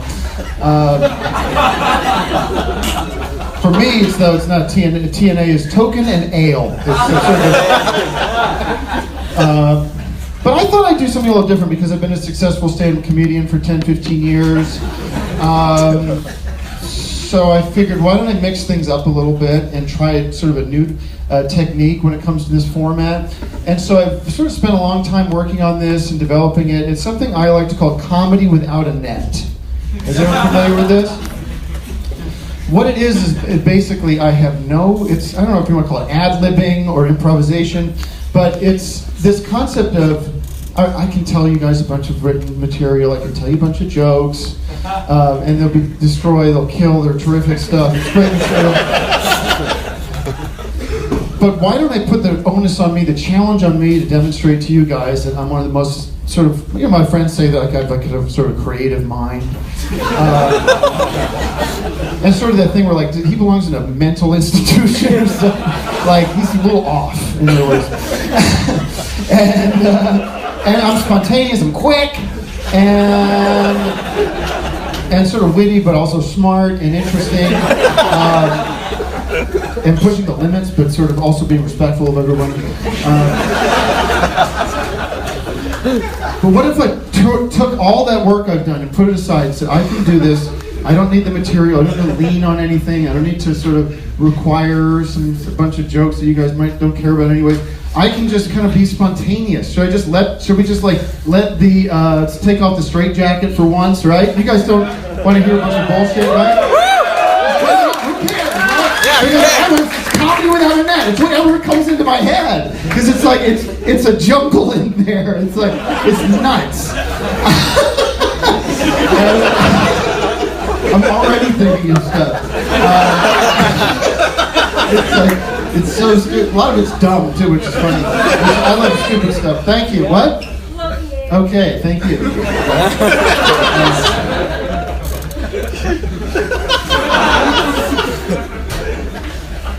All right, well, should we do it? Let's get into it.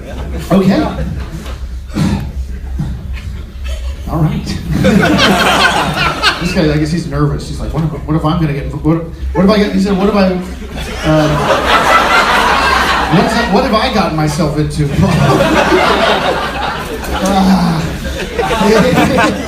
Yeah. How much time we got?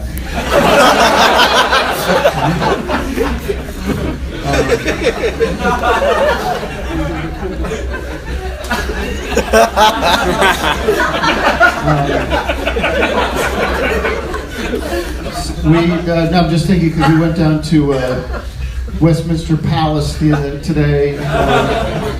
Bedminster Palace. What is it? What? Cocaine? What? Cocaine? Buckingham Palace. Yeah. I said that. Geez, I know you guys love classic rock, but a whole palace for Lindsey Buckingham seems a little strange. Yeah. That, I have to admit, was a joke I wrote, so I'll put that to the side.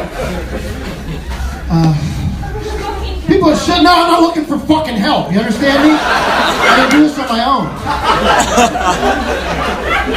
Okay, you want to play? You want to play around? You want to fuck with myself? What's your name? Go ahead. What is your name? What is? Oh, there we go. No. What's your name? Johnny. Johnny on the spot here, ladies and gentlemen. Johnny. Just Johnny. Okay, Johnny Rotten. Johnny Appleseed. That's an American reference. This guy with the hair, I love it. What's your name?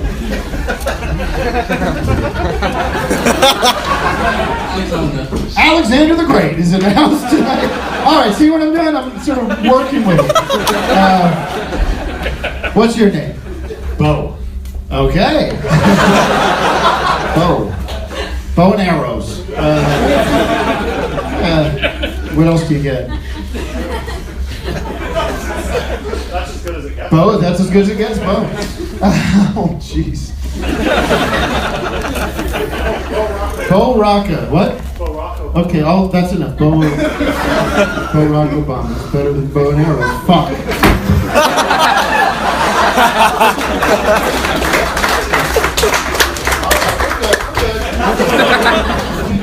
But need this thing. This is a small room. We can have a lot of fun without the microphone, can't we?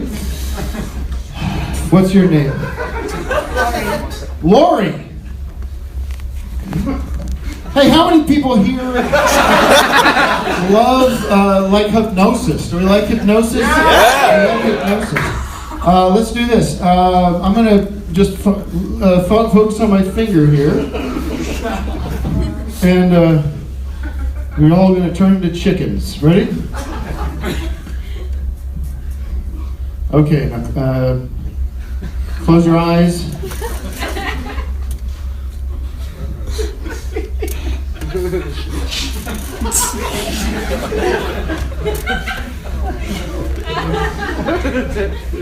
All right. Snap out of it. You're all chickens. Cluck, cluck, cluck. Okay. Got a chance to hear some new music on the way over here. Finally got to hear the music of Keith Urban. Have you heard this? Keith Urban?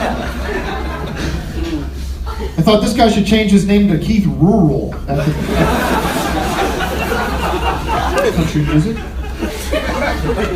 And then, of course, there's Lady Gaga. Do we have any Lady Gaga fans here tonight? Any Lady Gaga fans? Anybody? Lady Gaga fans? Do we love Lady Gaga? Any Lady Gaga fans here tonight? Do we have any Lady Gaga fans here? I heard Lady Gaga say, "What's next, Lord Goo Goo?"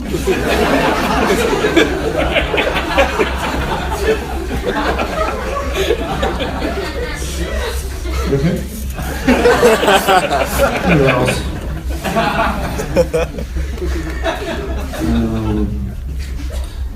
A funny thing happened to me this morning. I was bought some gum or something, and I got the gum from the guy in the street, and I started walking away. And he goes, "My pants, my pants!" And I realized I forgot to pay the guy. I thought he was saying Mike Pence. President Obama. President, what? Okay. What else? Anybody get a chance to hear the Big Ben today? The final, I heard this was the final chime of Big Ben. final Big Ben chime or something. And can you believe that? Somebody figured out a way to make Big Ben's not going to chime in for the next 4 years. Is that right? Yeah. I said, can I introduce this guy to my wife?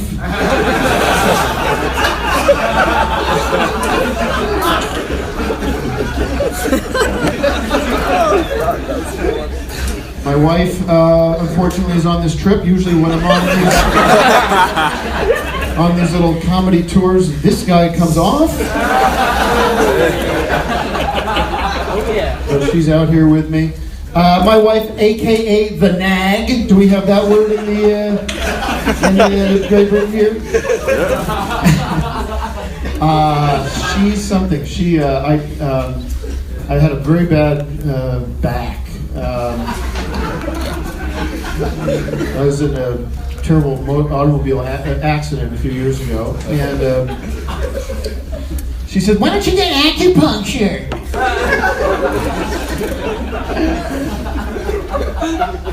I said, "What am I, a voodoo doll?"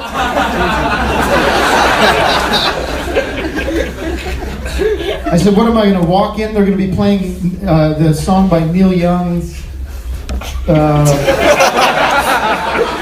The Needle and the Damage Done."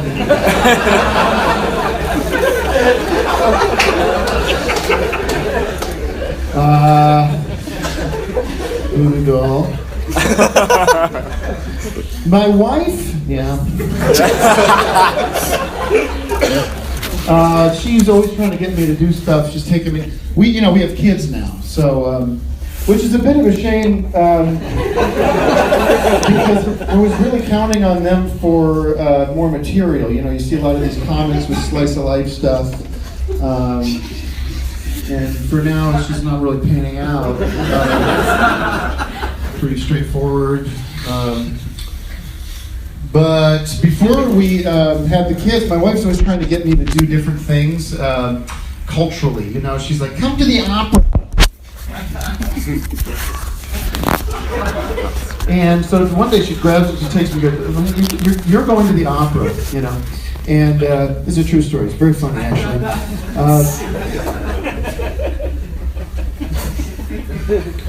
So we go to the opera, and we're sitting there, pretty good seats, and there's a guy up on stage. There's this guy up on stage. He goes, "Mama, mama, mama, mama, mama, this and that." And I sit there.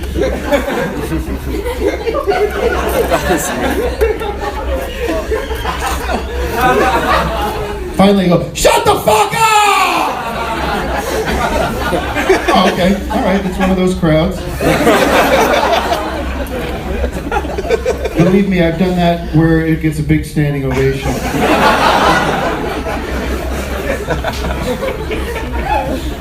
No, but to finish the story, I guess the security guard comes over. Everyone's looking at me. "What are you doing? What are you doing?" I go, I'm okay. Don't worry about me. 2 hours later, this guy up on stage, "Mama, mama, mama, mama, mama, mama."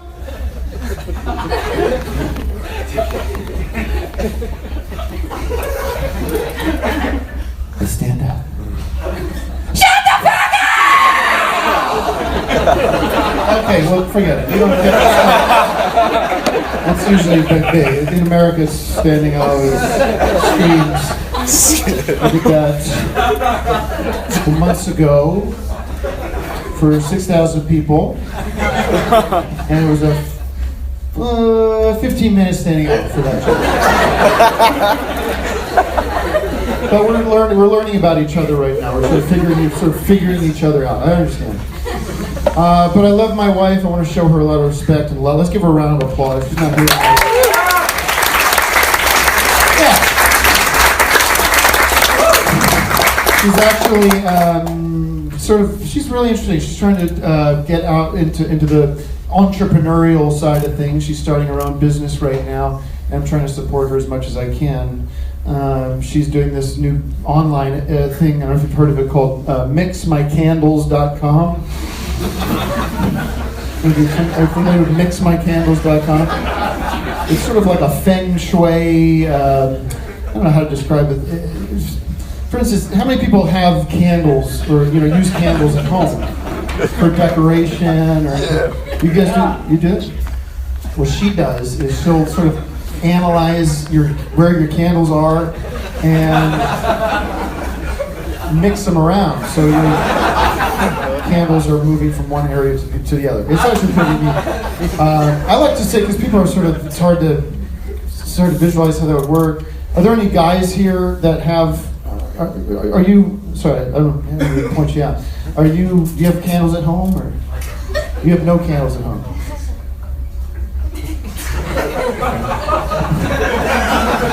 The bathroom must stink.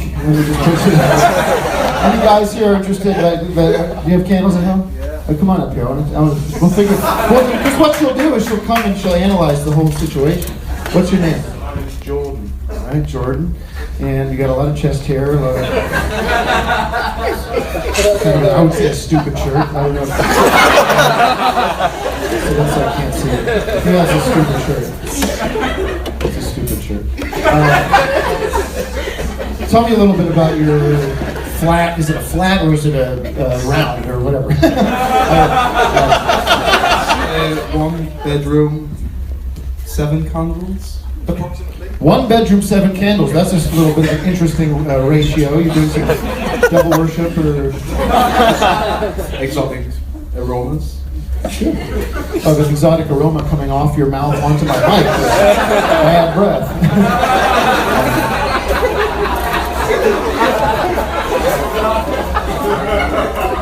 That's all. So just calm down. You can hear. Look at the shirt choice. I mean, he doesn't have too much pride. Jordan, wearing his sweatpants or jeans. So you live alone, or With my girlfriend. really? And is this your girlfriend too? Where is she? She's at work, actually. Oh, she's a night worker. I see.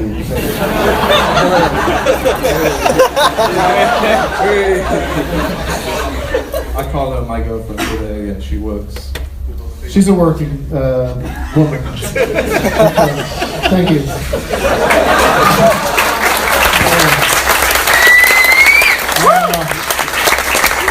I don't want to worry too much about that. I'm sorry. I'm a little off. No, I am. I got in a couple days ago, and I had the worst day of my life, before I left. No, don't do that. Everyone heard that. It's serious, it's not a joke. I'll tell you quickly, I was rushing to the airport, which you should never do. You should always give yourself a lot of time. And I live in a nice neighborhood. And I was rushing out, I was driving myself to the airport, and I backed my car out of my driveway, and I didn't know, it happened so quick, I hit my neighbor's dog, Scout. And, I jumped out of the car, I immediately realized that I get back, see the back of the car, and there he is, and he's alive, but he's in shock, and his skin, the whole side of him is ripped off, and he's,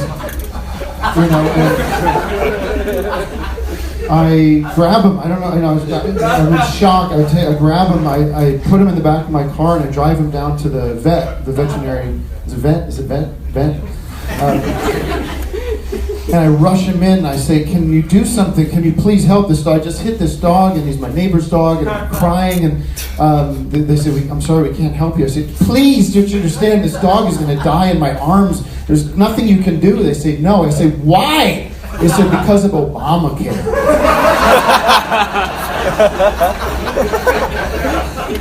Because of Obamacare?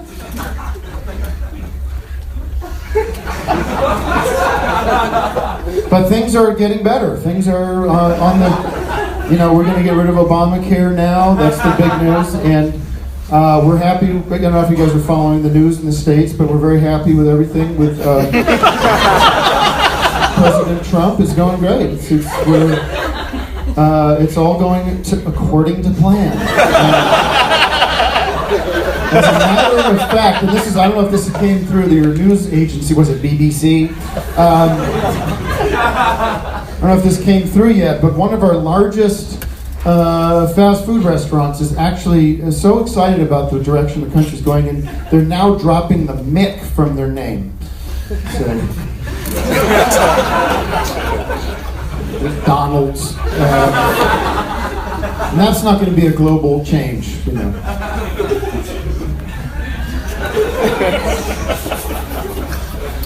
But we're all different. I mean, isn't that the case? Isn't that how it always goes? It always seems that we forget that. For instance, there's black people, and any black people here tonight? Sometimes we get a couple here.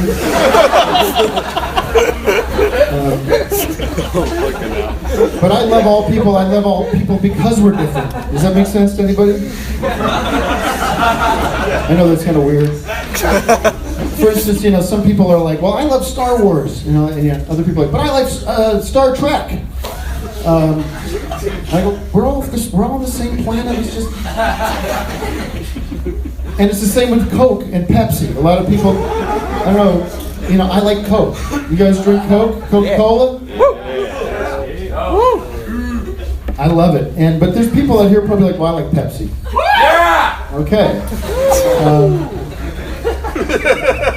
It's funny. There's this happened to me a couple weeks ago. I was at my manager's house, and he says, "Do you want something to drink?" I say, "Yeah, I want something to drink." He said, "Go ahead in the kitchen." We were watching the Oscars. And I go in the kitchen and there's just a 6-pack of, there's a 2-liter, excuse me. I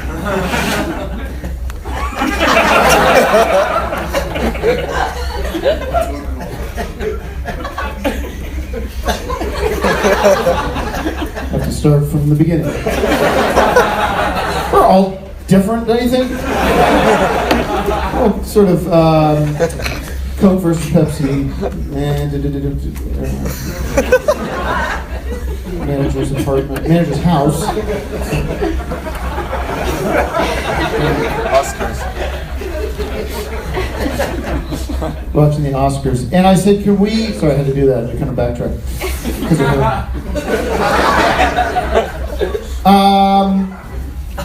I said, "Can I get something to drink?" And he says, "Sure." So I go back, and there's nothing but Pepsi there.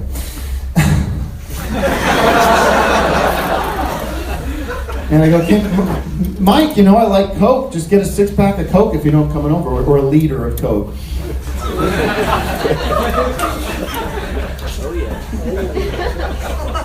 And it's like the other day I went to go to the movies. I was seeing Superman, whatever. And,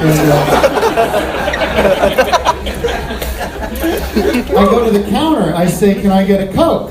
And this bitch behind the counter says, "Is Pepsi?" She says, "Would you like a Pepsi?" And she says, "Is Pepsi okay?" And I said, if I wanted a Coke,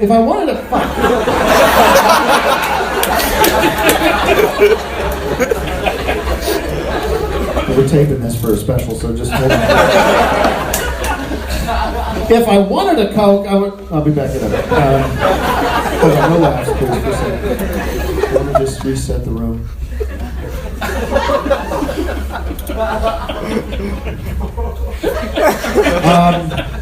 I went to the movies the other day, and I saw, where we were seeing Superman, and I said, I went to get a drink, and I said, "Can I get a Coke?" And this bitch behind the counter says, "Is Pepsi okay?" I said, if I wanted a Pepsi, I would have asked for a Pepsi.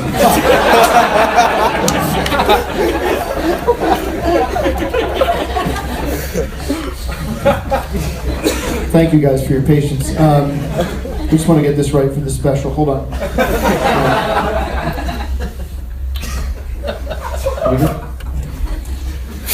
So I went to the movies the other day, and I asked, fuck, come on, shit! Come on, hold on. I got it. So I went to the movies the other day. I saw the new Superman movie. That doesn't sound right. That sucks. Here we go.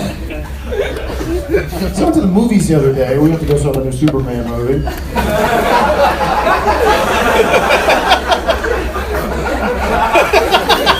And I go to get a drink. And I say, can I get a Coke? And this bitch behind the counter says, is Pepsi okay? I said, if I wanted a Pepsi, I would have asked for a Pepsi. Okay? All right.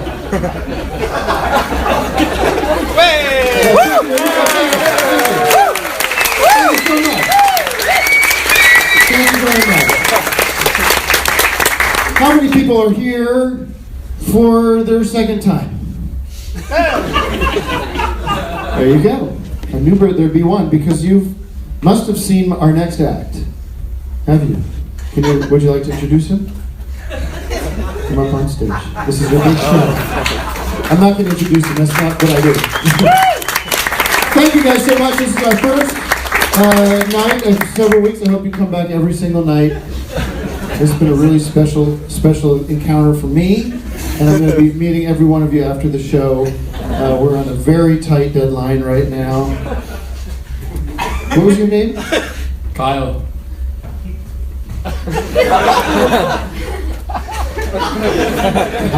Okay, I got nothing. You ever say I got nothing to do with there? I got nothing to work with there. CrossFit. Tight, good looking. Clean cut. Sides tight. Not fat. Underwear. Hey, look at this. This guy's boxers coming. Let's do this the next round. Thank you guys. Thank you very much. What's going on? Oh, shit. Whoa. Don't fucking touch it. Oh, shit.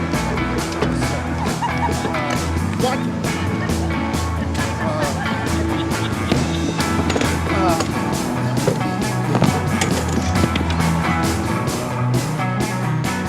Fucking A! Fucking A!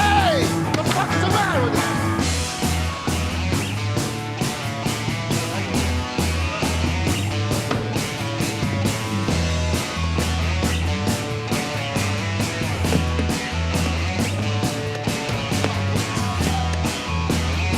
One, two.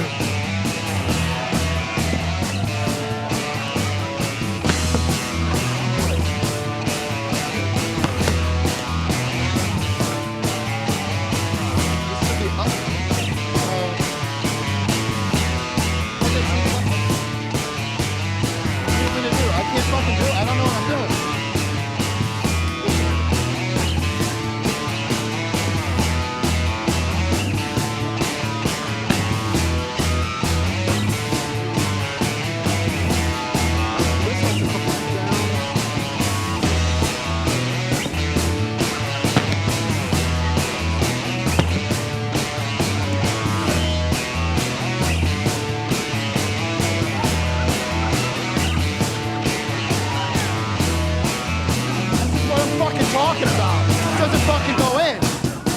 1, 2, thank you. Okay, thank you. Let's start it again from the. Let's start it. All right, thank you. Can you cut the music? We'll just start from the top. Thank you, bro. Can you cut the? Hey, John, can you cut the music, please? Cut the music. I want to just start. We're taping this, so we'll take it from one. Just cut the. Can you cut the fucking music, John? Turn the fucking music off, John! Turn it the fuck off! The fuck is the matter with you? Fuck you! The fuck? Why don't they fucking get it? Get the fucking music off! Turn the fucking music! Turn the fucking music off! The fuck is the matter with you? Turn it the fuck off! Turn it the fuck! Thank you. Okay.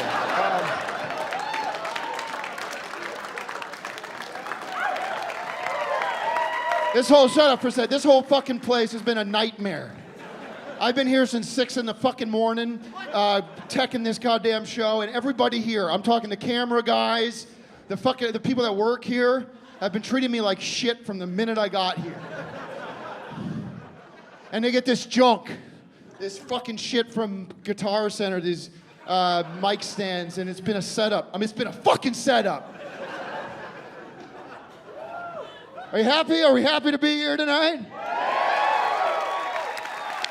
Let's hear it. Friday night. TGIF. I need water. I need a water. Let's go. Come on. Wow.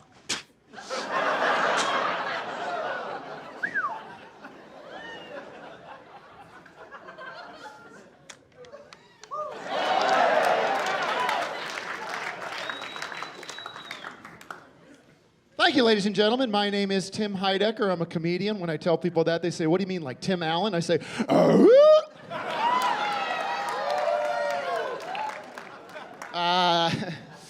little bit about myself. I was just recently named one of the top 5 funniest people in America by Comedy Magazine. Thank you. What else?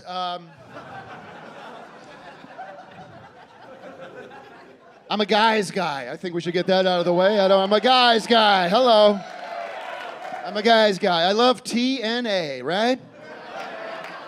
And I know the PC police are like, woo, we got a criminal here, but everybody can relax. Everybody can take it down, because when I say TNA, I'm talking about token and ale. So.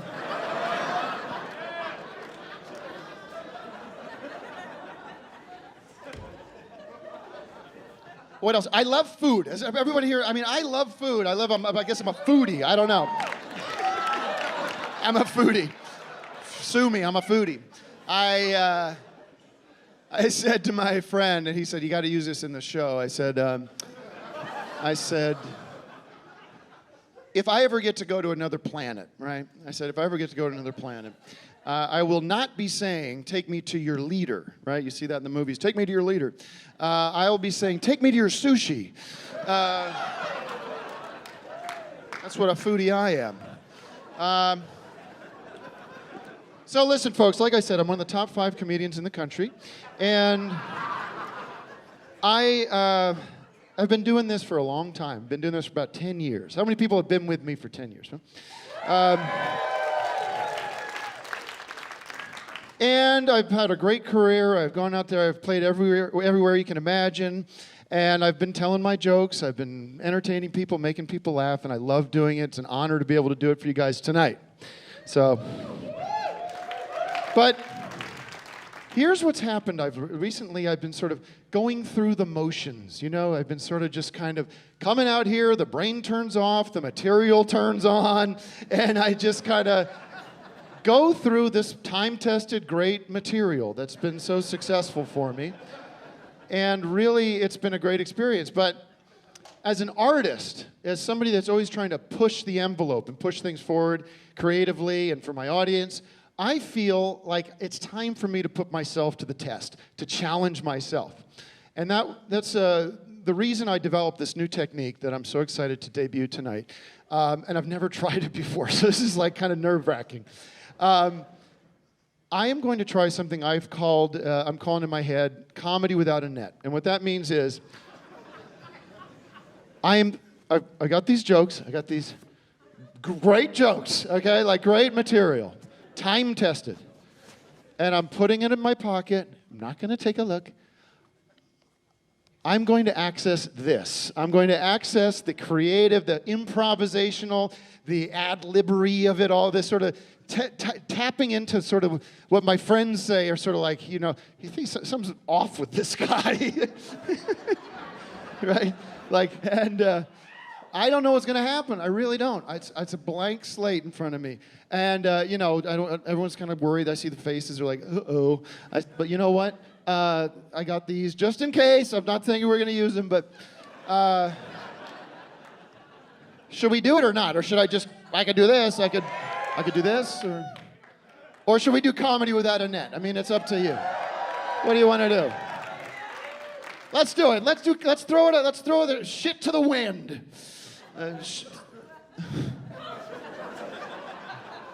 Let's riff, right? Should we riff? Here we go. All right, riffing up. Where to begin? I don't even know. That's what's funny about it.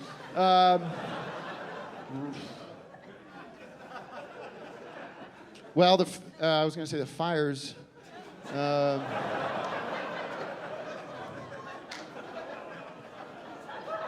That's not right.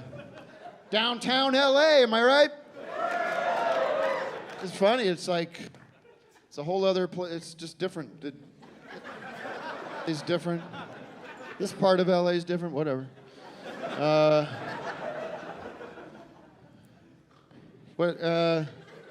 What's your name? With the hat. What's it? Julie. Okay. Julie in the sky with Julia Roberts. How about you? What's your name? Good looking. Colin.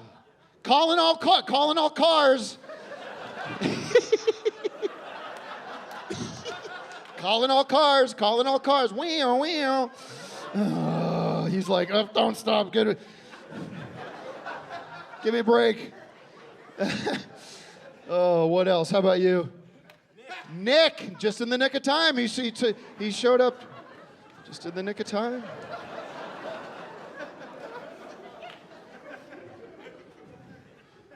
Calling all cars just in the nick of time. Julia Roberts here today. What else? Yes, sir. Big guy. Dave. David and Goliath. A lot of Daves. You okay? You got a hole you got a rip in your jean. You're wearing sandals. I'm seeing what I said. What's your name? What's your name? Huh? What? Cookie?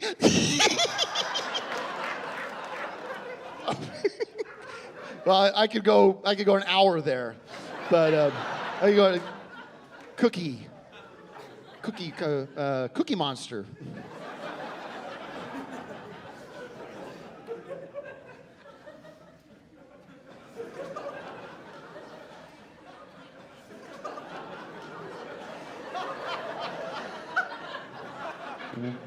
Yeah.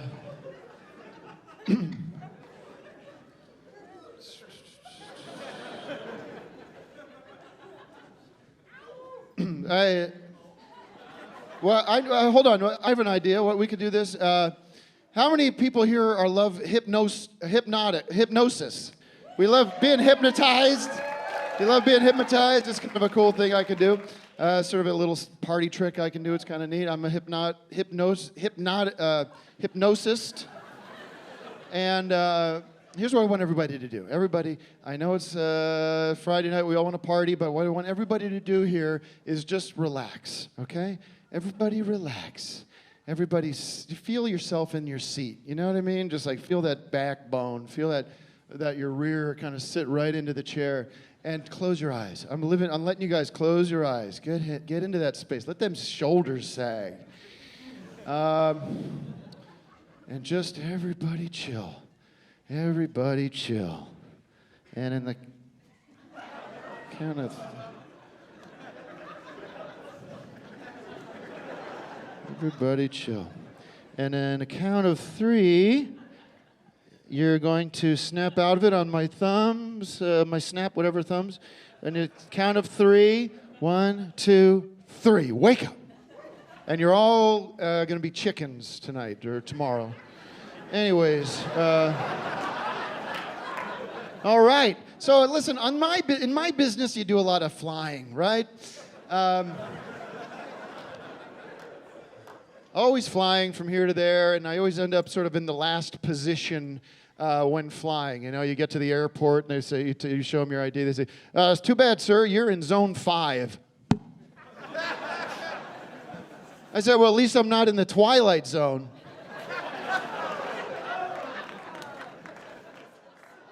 I tell a joke, you? Thank you very much. Finally got a chance to go to one of those 007 banks. You've seen these 007 banks? It's pretty interesting. I went in there, I said, I would like a bond, a savings bond. Pretty good. Finally got a chance to hear the music of Keith Urban. I thought to myself, gee, this guy might want to change his name to Keith Rural, if you know what I mean. But boy, there's a lot of women in music these days, don't you think? A lot of women in music. I love it. I think it's great. Listen, believe me. I think it's terrific. I heard this story because I'm in the industry. I get some of these inside stories, kind of cool. I heard this. I couldn't believe it was true. This young musician, she was, I guess, just starting out, and she was in the studio, and she was singing her song, and she couldn't get a sense of the tempo. You know, she couldn't get a sense of whether it should be too fast or too slow. She didn't know what was going on. So she was young. She said to the producer or the engineer, whoever it was, in the behind the board, you know, and she said, can you help me here with the pace of this? Is it too fast? Is it too slow? And the engineer, he doesn't know, right? He's just pushing buttons, right? So he goes to the producer who's sitting next to him, or manager, we don't know.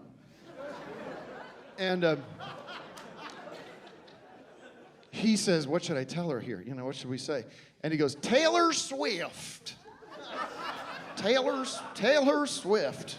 Tell her to play the song swiftly. Yeah. And then, of course, Lady Gaga's out there doing her thing. How many Lady Gaga fans do we have here tonight? I'll count myself. I think what she's doing is important and cool. And I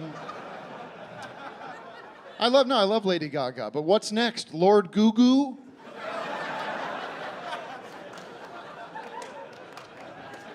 Hey, and whatever happened to U2? Whatever happened to U2? Where did they go? They used to come out with an album every year. Suddenly they disappeared. Does anybody know where they came up with the name U2? Does anybody know the history of where the name U2 came from? Does anybody know where the name U2 came? Does anybody over here know what's that? Do you know where the name U2, where the name of the band U2 came from? Do you know where the name of the band U2 came from? The name of the band the name of the band U2, this is true, came from the Untalented Two. And it was in reference to the drummer, what's his name, Larry Clayton, some bullshit, and the bass player. And those guys are, Edge does all the drums and the bass, and Bono does the drums, and so,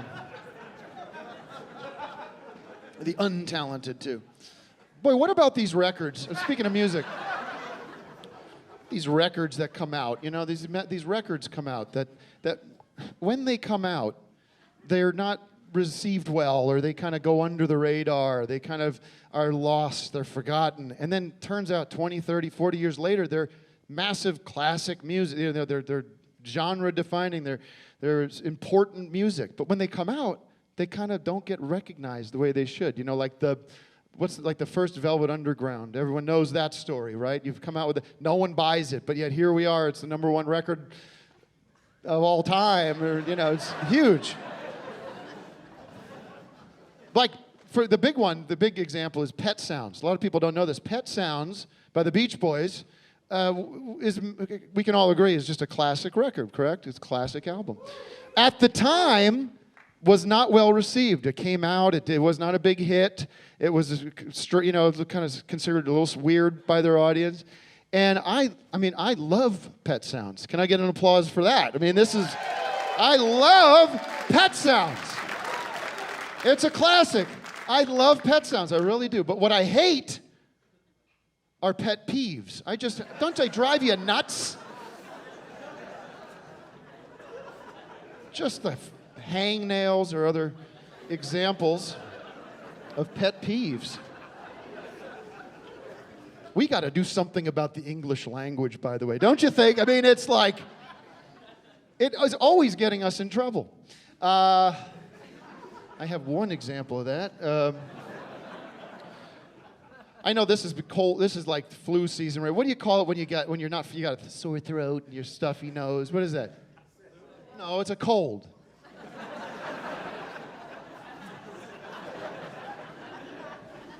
I called my friend. I go, hey, Larry, you want to meet for dinner? He goes, nah, I got a cold. I can't come out. I can't go out. I go, okay. But here's the thing. When we're feeling good, when we're feeling healthy, we don't say we've got a hot.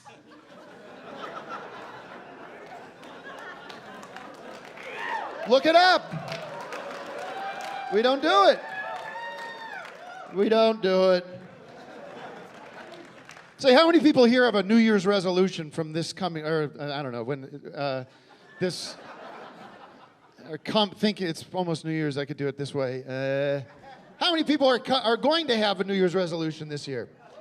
Anybody? I got one, by the way. What is yours, bud? What's yours? What's your, doesn't matter, say anything. What is your New Year's resolution going to be? To get a new job. Get a new job, okay. What's your job now? Fifth grade teacher. I should be a sixth grade teacher. I don't know. There you go. No, I got a New Year's resolution, and it's kind of a little controversial. You ready for it? Come here. No more bullshit. No more bullshit. No more. Bullshit. No more. Bullshit. I said no more. Bullshit. No more bullshit. I went into a restaurant to get a cheeseburger the other day. I said, can I get a cheeseburger? This guy behind the counter goes, oh, well, we only have veggie burgers, man. With Brussels sprouts and this and that and turkey, not turkey, fuck.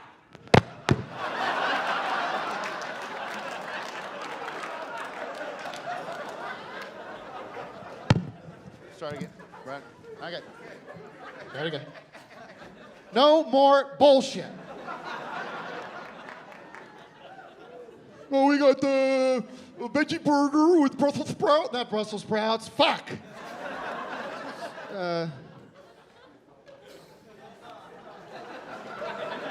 Seitan tofu. A tofu burger with vegan cheese and tofu this and that.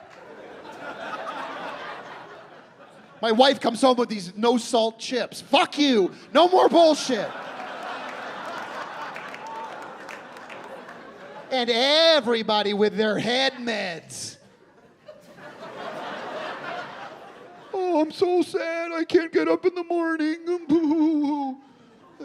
I'm happy now. Anybody on head meds here?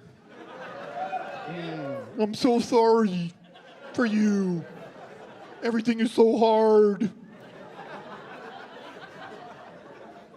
I'm tired of your bullshit. I'll have no more of it. My wife is on these head meds.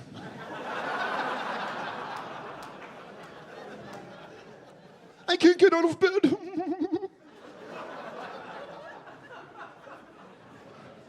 I love my wife, though. I really do. It's, I call her the nag, though. She doesn't like that. I know the girls here are sort of like, oh, he's married.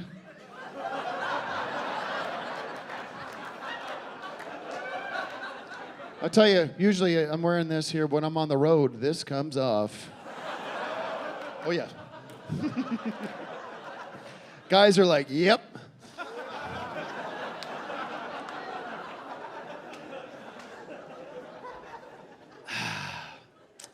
Yes, my wife. It was recently her birthday, and decided I said, "What do you want for your birthday, hon?" She goes, "I want to go to the opera."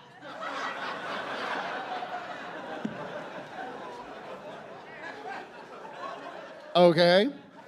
I got her some tickets, two tickets to the opera, and it's funny. It's a good story. It's a good story. Little sneak peek of maybe a one-man show. This could be a movie. I don't know. But I get there to this opera house, and I'm sitting there. I got my suit on. I'm looking good. And this show starts, this opera starts, you know. And I'm looking around. This guy's up on stage. Some jerk's up there going, la, la, la, la, la, la, la, la, la, this and that. Blah, blah, blah, blah, blah, blah, right?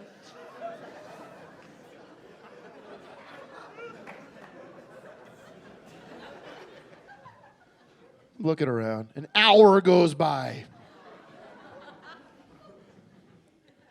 I couldn't take it. I stood up. I go, shut the fuck up!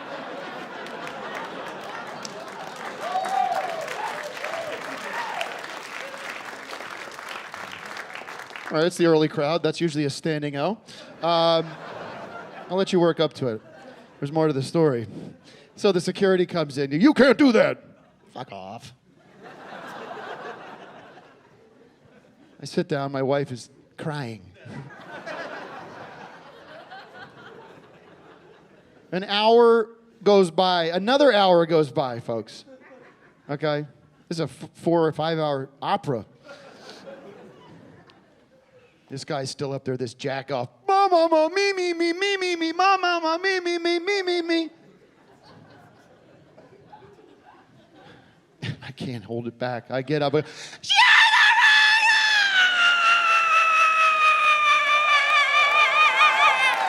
Yeah, thank you. Thank you. That's what you gotta do. That's what you gotta do. No more bullshit. No more bullshit. No more bullshit. Thank you. Ah, boy. Well, you know, we got kids now, and I do love the kids. I love them. I was a little disappointed because I was hoping there would be more material in there. But they're doing fine, and there's nothing for me to work with so much. But I do kind of miss the old days, you know, before the kids, when it was just me and my wife, and we were just a couple of 9-to-5ers, you know? How many, before the comedy career, how many people here are 9-to-5ers, just pushing it through every day, 8 hours a day, 9 to 5, 40 hours a week, just pushing the grind. You guys are making the country work, by the way. You guys are turning that wheel, and we salute you. Yeah, I was doing the 9-to-5 thing for a while, and actually I was sort of doing the 9-to-5 thing. I was also doing a little day trading, you know about day trading? Kind of did that for a little while. I used this E-Trade. That's kind of cool. It's an E-Trade, sort of lets you invest at your own pace, I guess. It's kind of cool. I got sort of into it for a while. They let you kind of customize your the way you want to invest, you know, so you can get a little risky, you know, or sort of play it safe. It's a whole range. You could get analytics and mess around with that. I got to mess around with that for a little bit, but it's a good service, you know. It's easy, too. You just go to etrade.com, log in, or set up an account, link it to your fucking bank account. It's like too easy. And it's funny, it's like, is there still fucking people on Ameritrade, just like, which doesn't have the tools that E-Trade has. It's like, okay. But I was doing the 9-to-5 thing, and my wife was doing the 9-to-5 thing, and it was sort of just those salad days, you know, where you didn't have a lot of responsibilities, and we had this routine where we would sort of, she would cook dinner, and I would come home, and on the way home, I would stop and get a bottle of wine. I would get just nothing fancy, you know, just like whatever they had at 7-Eleven, and just sort of, just good, just straight, you know, just perfectly fine wine, just nothing to write home about. And we'd sit there at the dinner table, the kitchen table, and we'd talk about our day, and we'd sort of laugh about it, and we'd eat, and we'd drink, and we had, by the end of the meal, by a couple hours go by, and we'd drunk the whole bottle of wine. We just like, and we do that, throughout the week, and now, of course, on the weekend, things changed a little bit. I don't know if you guys are like me, but I have a garage, and in that garage is a big fridge, and in that fridge is some ice-cold Coronas. Yeah! Right? Ooh, ice-cold Coronas, getting me thirsty just thinking about it. And I'll tell you, Saturday mornings, I'd get up, and about 9 or 10 o'clock in the morning, I'd crack open my first Corona of the day. And I'd go out in the back porch, and I just said, nothing on the schedule, nothing to worry about. I'd check E-Trade, see where my money's at, and just waste the day away. Just had a drink and talk and hang out and just buy, you know how it happens when you're kind of going through your Coronas, and you get sort of like, suddenly the sun's setting, you're like, what? And I'll kind of stumble into the house and crash down on the couch and, pass out. And, geez, middle of the night I wake up and I gotta fucking piss, right? Guys? And I go in to the guest bathroom and whip it out and,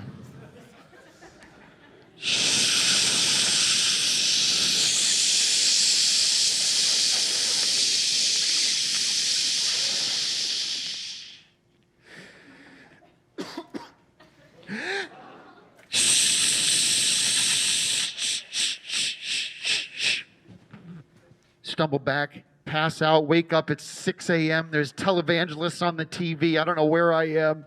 I spend the rest of Sunday like this.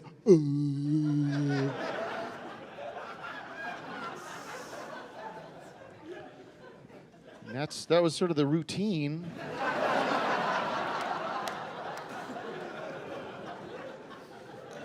But I give my wife a hard time, I give her a hard time. I love her very much, and I'm proud of her. And I want to give her a little shout out tonight. She's been working really hard on something. She started her own business, and we're very proud of her for that. We love entrepreneurs here, and she has started this business. It's so cool because she's very smart. She's very design savvy. She understands the feng shui of the area and everything. And I think there's some people here with, horse blinders on when it comes to candles. And she started this company called Mix My Candles. And there's a website for it, mixmycandles.com. And it's so cool. What she does is she kind of analyzes your candle situation. And guys are great for this because guys don't know anything about candles. Am I right? Ladies? And she'll come in and she'll evaluate the situation and she will mix your candles around. And it's amazing how it sounds so simple, but it changes everything. But I love sort of demoing it with the guys in the audience. Is there a guy? You come up here. What's your name? Dave. The big Dave and Goliath, everybody. Come up here. Oh, come up. Hey, I'm up here. Let's hear it for Dave. Big Dave. Big Dave with the tight shirt. Comes Big Dave up on stage. He can climb up. He doesn't have to be big entrance. Come here. Come here, guy. You got your karate slippers on? Stand right here.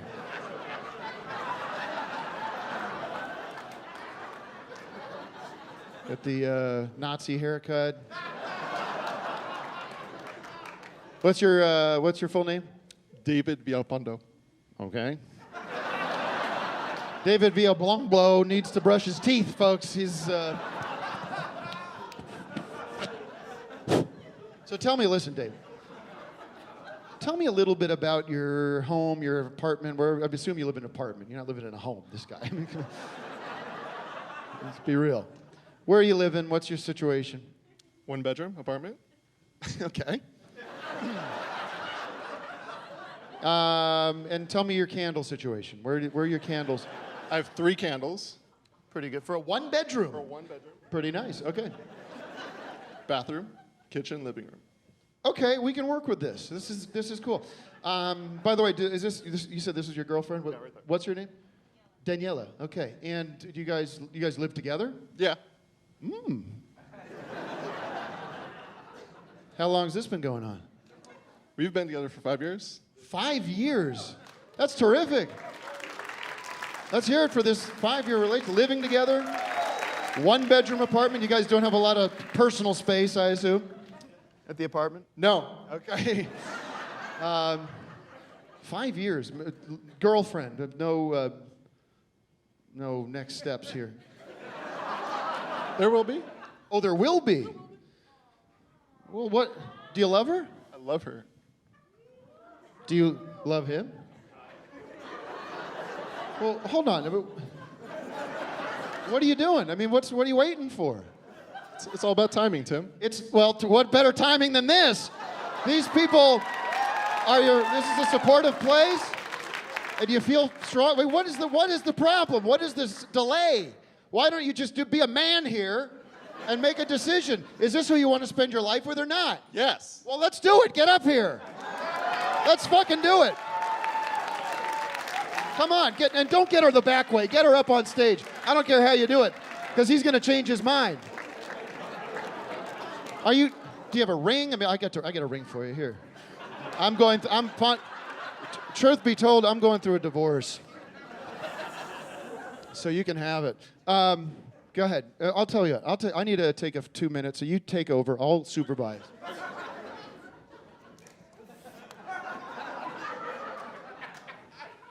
Yeah, I'm definitely not going to propose on the stage right now.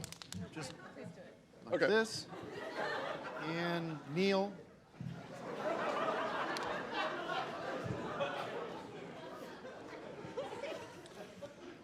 Daniela, I love you very much.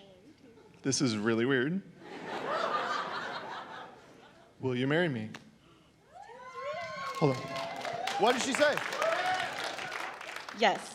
There you go!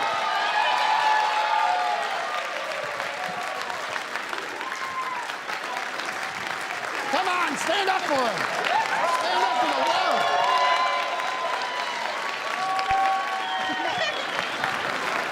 Now get out of here. Well, congratulations to these guys. Wow. What a story to tell. What a story to tell. Kind of making me, I don't know, a little depressed or something. I don't know. They got that chance to do it right.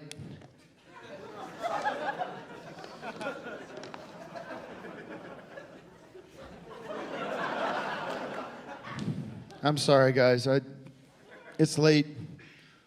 This has been a long, been a long day. It's been a long day. I don't want to get into this, but I just had the worst. I just had the worst day. We're taping this special, and we have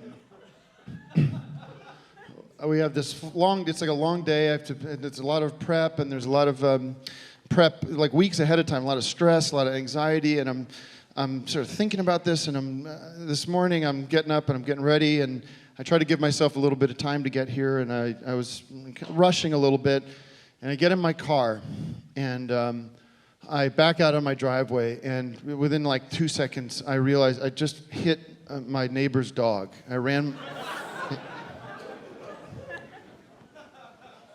I just hit it, and I know my neighbor. I know the dog. It's a dog named Chef. I think it's like this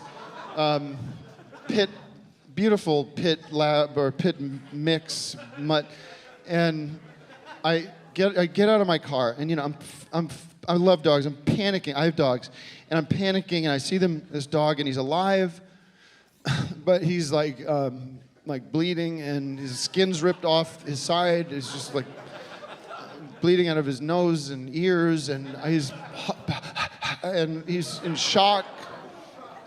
And I get him in my arms, and I get him in my car, and I race to the vet, and I get him to the vet like 2 miles away, and I get in there, and I'm holding this dog. There's blood all over me, And I say, can you please help me? I just hit this dog with a car. And the lady there, she's like, sorry, sir, we can't help you. I said, what are you talking about? This dog is dying in my arms. Would you please do something? She said, no. I said, I don't understand. Why don't you do something? Why don't you help me? This dog is going to die right here. She says, because of Obamacare.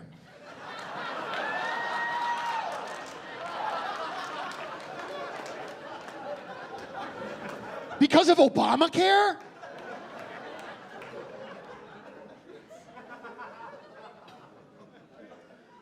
But that's all going to change, right, folks? That's right. We're getting rid of it. We're in better shape than we've ever been. Things are looking up. We are on the path forward. We are fixing the mistakes of the past. And we're so happy with the direction things are going. We're very happy. And things have never been better and brighter. I love Donald Trump, I do. I think he's doing a great job. I think he's going to continue to be a prosperous president. But I always thought that, this is my personal opinion, I always thought that Mike Huckabee would have been a great president too, don't you? We love Mike. Love Mike Huckabee. And you know, he was a great governor and an interesting TV personality. But even more so, I think it's interesting, if you look, it's almost born in him, you know, and I kind of like to imagine back in Arkansas, Little Rock, Arkansas. Little Rock, Arkansas.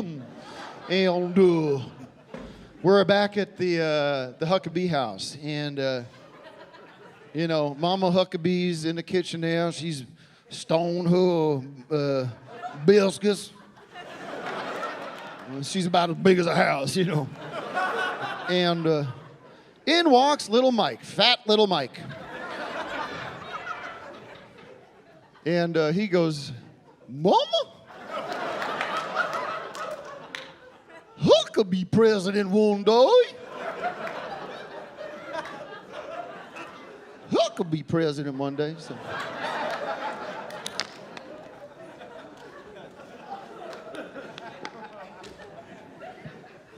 But these libs with their obsession with it, it's like I feel like I'm in a Brady Bunch sketch with Russia.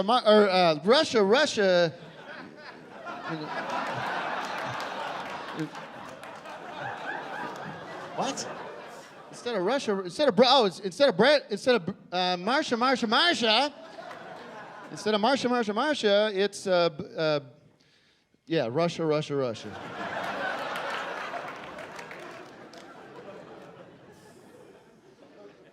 How about some impressions? Would anybody want to see some impressions? I love doing impressions. I love it. Yeah, we got here. Yeah, I'll just use this. And shouldn't have any problems there. And tell me, you guys are going to love this. Hold on.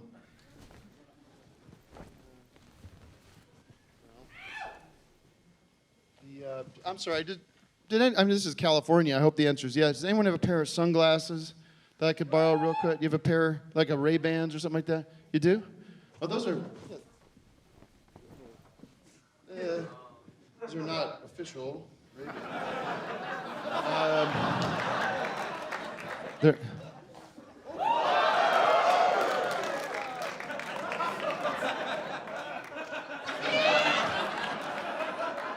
That's pretty good here.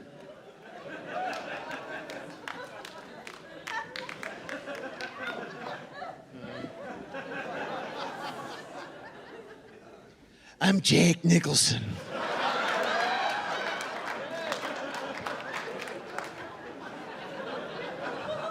You better watch your ass. You better watch your ass, Batman. And how about this one? Do I make you look? Do you feel? Not with these. Do I feel lucky? Yeah. Do you make me? Do I feel? Do I make you feel lucky, punk? Who else? Do I make you horny? You can say too. Do I make you feel horny? I'm Tom Hanks. I'm Tom Hanks. I'm in all the movies. My name is Bill Clinton.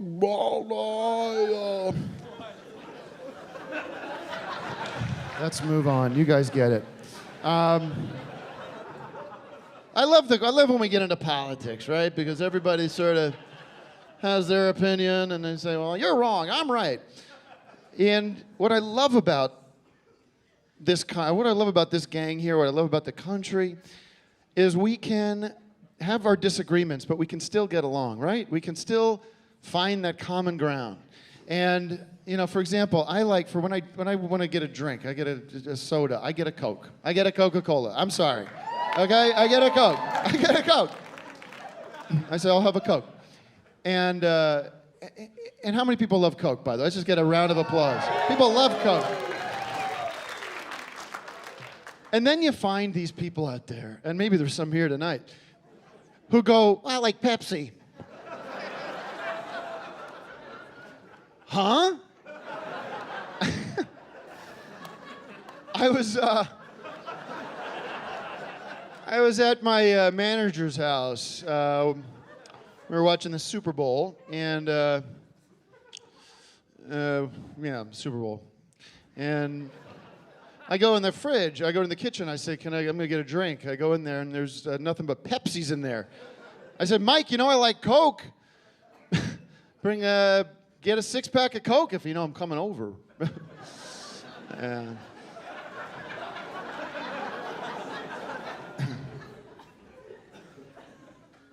the fuck is the matter with you? This guy's like, what?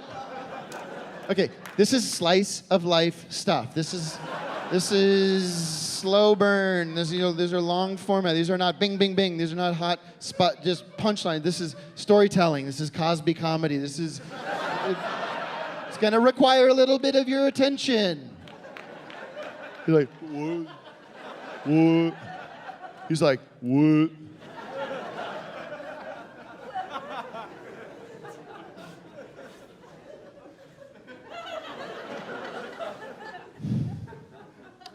But it's funny, I was at the movies the other day. I went to go see the Batman movie or some shit. Yeah. I go to get a drink. I go up to the counter, I say, "Can I get a Coke?" And this bitch behind the counter says, Is Pepsi okay?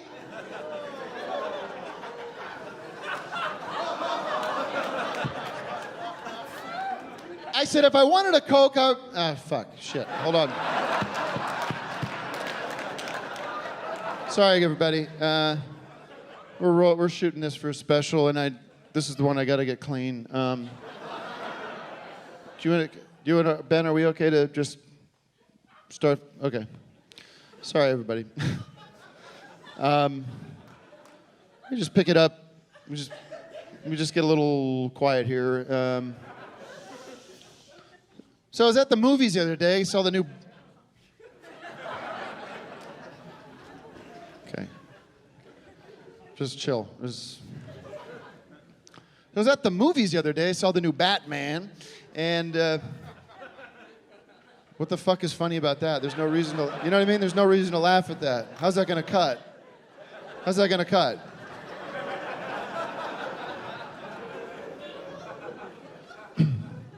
We good? Let's just get quiet. Why don't we get the laughs out now? Just ready? 3, 2, 1. Hey! Hey! I want to go see a movie. I want to see Batman. Yeah!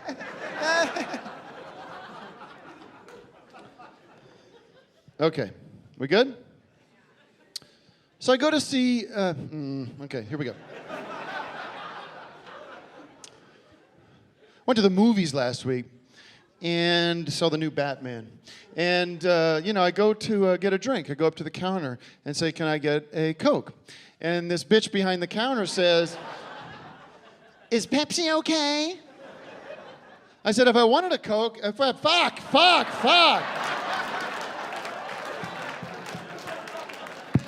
Okay, here we go.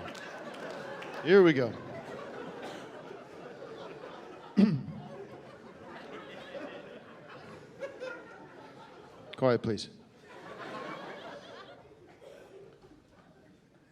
I went to the movies the other week. I got to see the new Batman movie. That doesn't sound right. I saw the new Batman. Do Transformers. It's a little more perennial. Went to the movies last week, saw the new Transformers.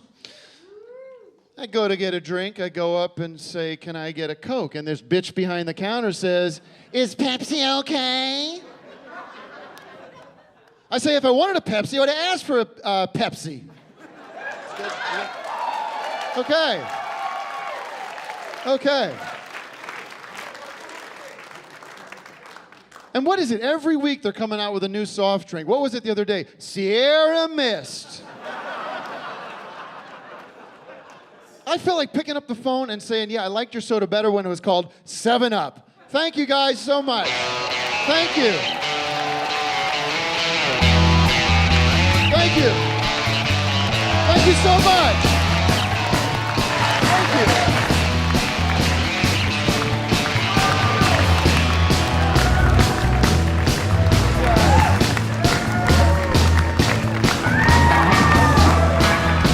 Thank you very much.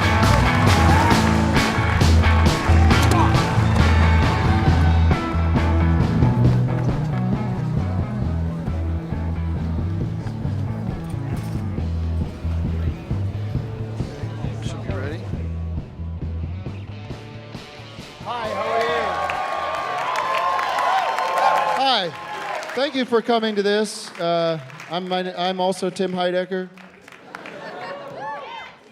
We got any piss drinkers here tonight? This is a cover from the group known as the Yellow River Boys. It's pretty good. It's like, this is the joke from the beginning of the night, come to life for real.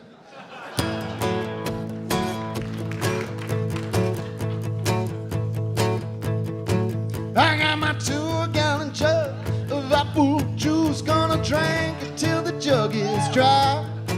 And then I'll whip out my dick and I'll fill it back up, oh baby, and drink it all up tonight. Hot piss on the tip of my lips, traveling down my chin. Hot piss, nothing's better than this, to waste it be a sin. Well, my old lady called me a son of a gun when she caught me with a jug in my hand. I said, I'm tired of that taste for that. That clapping is really bothering me.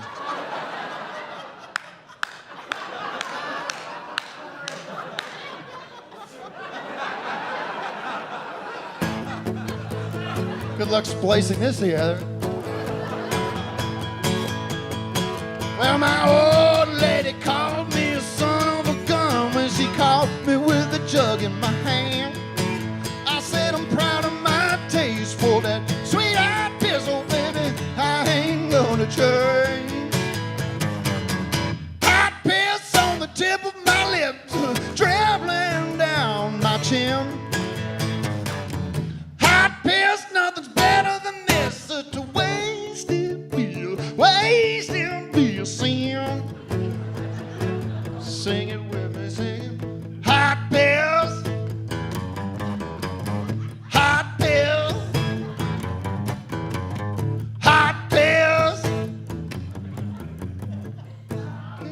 Okay.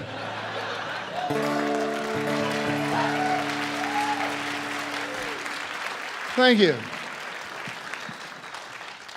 I wrote that Yellow River Boys record in a couple of weeks, and I don't think we have it for sale tonight, do we? Oh well, I think it's sold out. But was very happy with it, and got to work on the follow-up. Got one song done, and that's all I got done. So I kind of sat there for a while, this song, and I think it's a nice one. So this is the only follow-up song to the Yellow River Boys record. It's a little ballad. I hope you enjoy it.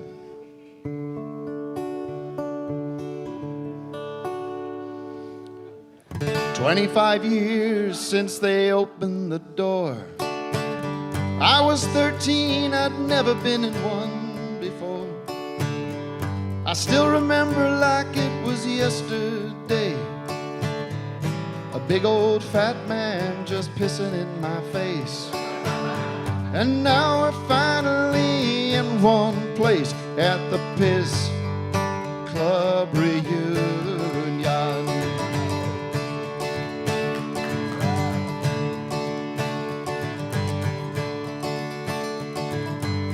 I remember Jesse, I remember Joe.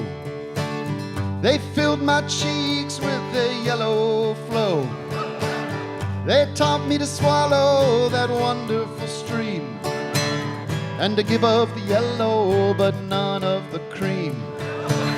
And so we're all gonna drop our seams at the Piss Club reunion.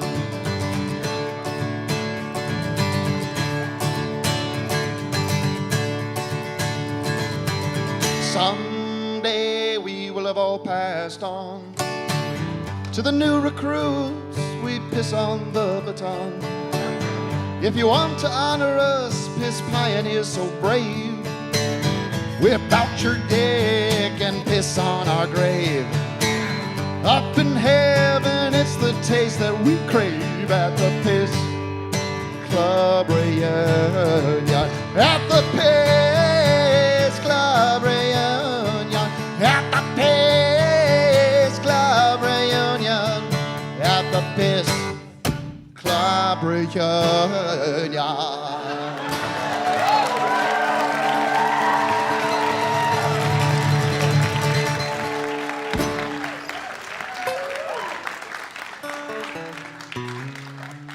All right. Thank you very much, everybody.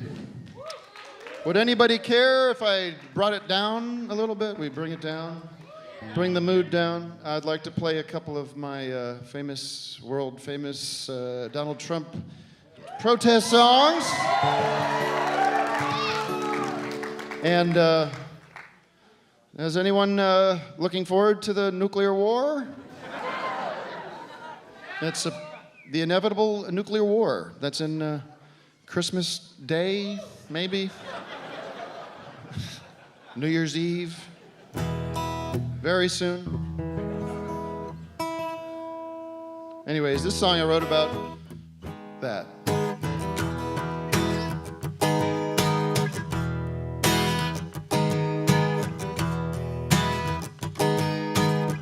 I got a burp coming, hold on.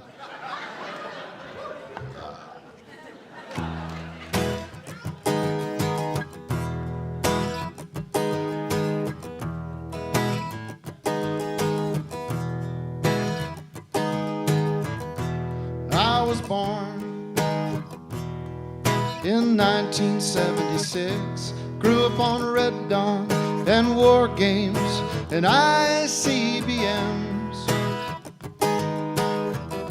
And after school, me and my friends, we'd meet in the garage and we'd take stock of the garden tools to assess which ones would make good weapons, yeah.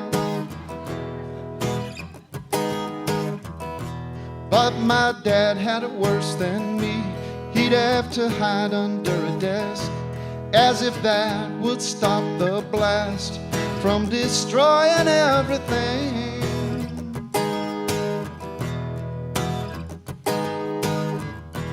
Then the tactics changed, and the poor used what they had, like trucks and planes, and bodies strapped with dynamite.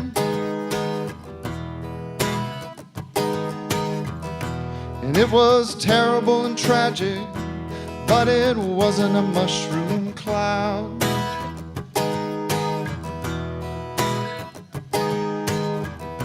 But it was terrible and tragic, but it wasn't a mushroom cloud.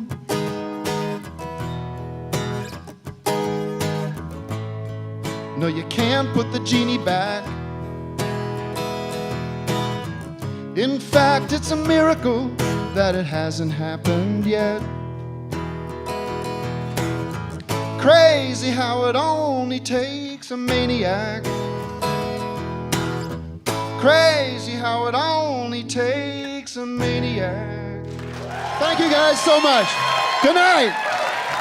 Pause your video, stop, get a new video. Vladimir Putin. Okay, ready? New video. Okay. Now I got a message for one man in this world only, and that's for Latin. Fuck! Stop the video. Stop it. Roll again. Let me know when you're rolling. Okay. All right. Okay. I did it my way! Yeah, there it is. It's in his head. I got it. All right, rolling. We good? Okay. I got a message for one man and one man only. That's fuck!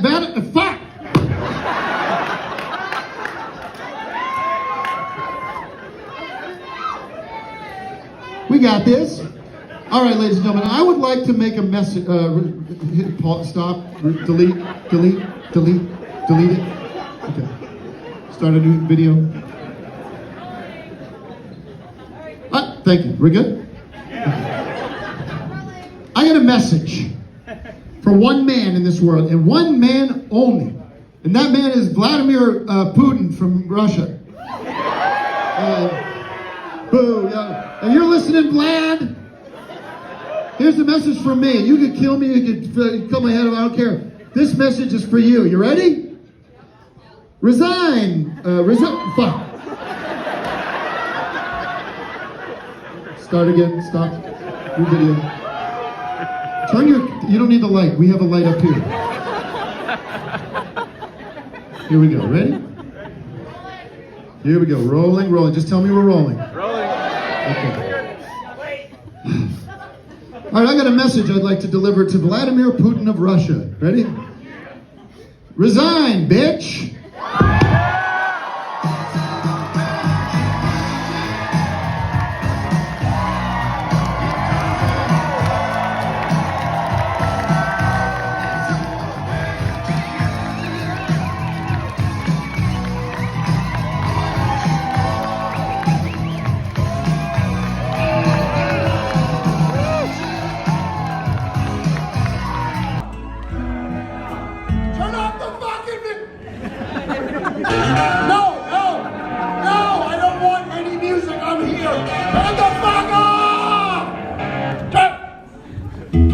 All right, now,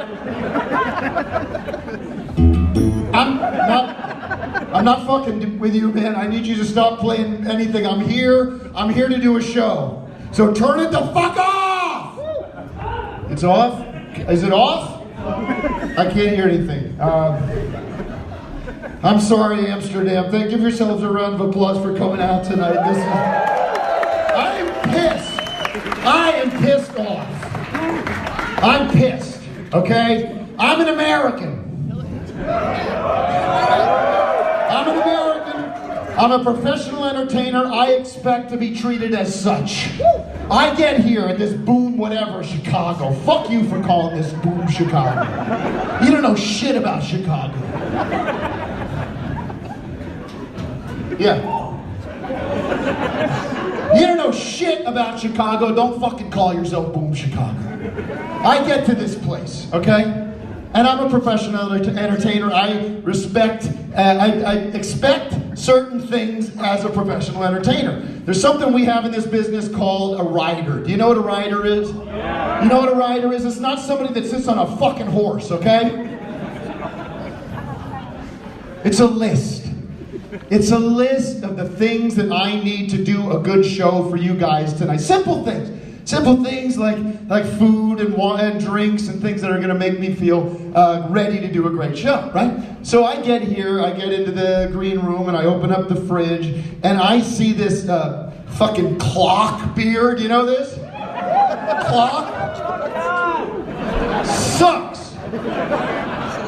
And I say to the kid, what's your name? Peter. Peter, whatever his name is, Peter. This PA, this little dipshit in charge of the place back there. I say, hey, where's my POH, right? And he goes, what do you mean? I don't know what you're talking about. I grab him by the neck, I slap him in the face. Where's my POH? He goes, please tell me what that means. I say, where's my pint of Heineken?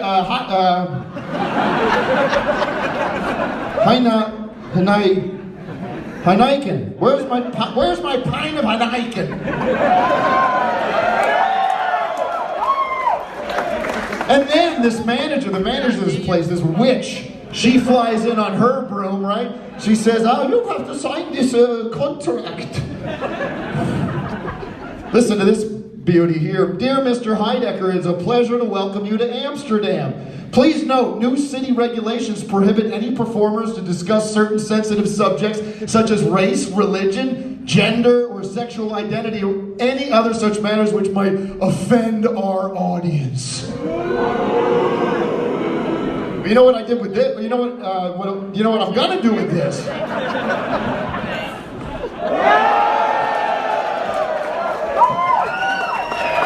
There you go. I'm just sick. I'm sick. I'm actually sick. Sorry about that. I'm sick of the bullshit. Sick of the what? Bullshit. Sick of the what? Bullshit. What do we want? Sorry. Back it up. No more. Bullshit. No more. Bullshit. All right, give yourselves a round of applause. That was good. We set some rules here tonight. No more. What else? What else? What else is going on? I recently found out that I have a stalker. Can you believe that? I have a stalker. Yeah, it's just not a big deal. It's somebody helping me grow corn. Or beans or peas or whatever. It doesn't really matter. Hey, did you? Hey, did you? Hey, did you see the news the other day? Did you see this in the news? Did you see this in the news with the Chinese spy balloon? Did you see that in the news in America? In America, there was a Chinese spy balloon that flew over our country. Did you see that? Did you see that news? Yeah, it's great. But the good news is we shot it down. Military shot it down. Hey, I wish Biden would shoot down our ballooning federal deficit. Deficit. What did I say? Deficit. No, it's good to be here. I got in this morning. I got right off the airport and went outside waiting for somebody to pick me up. And this big car shows up to pick me up.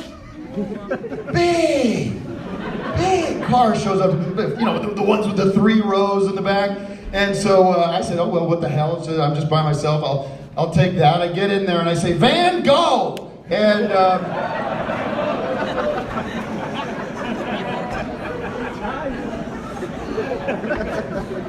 Van Gogh. But it's good. It's cool to be here. It's cool to be here. It's a little confusing though. It's a little confusing.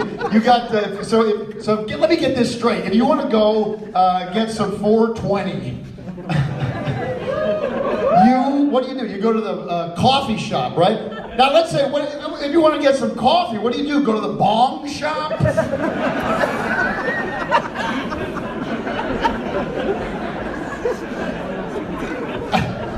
But no, I'm walking around, everybody's high. Everybody's high. Meanwhile, in America, prices, well, I said that sort of in another way, but prices are high because of Biden's policies. Anyway, but it's weird being here in Europe because there's a war going on here. I don't know if you're following this in the news. There's a war. And everybody's telling me you got to support Ukraine, right?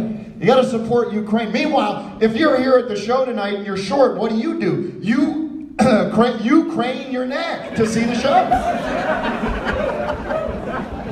You crane your neck. That's funny. I was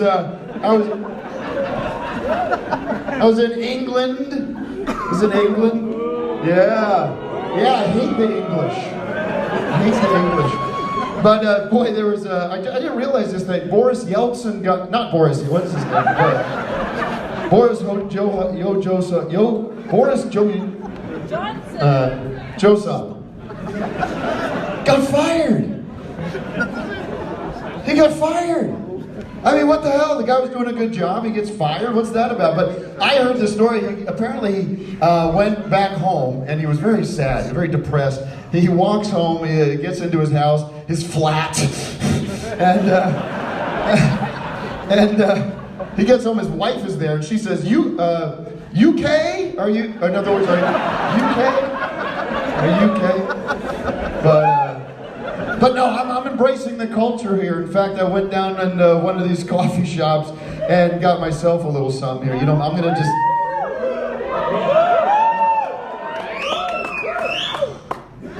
That's the good shit. How many people?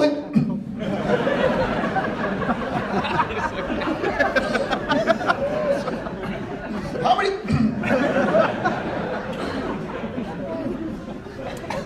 How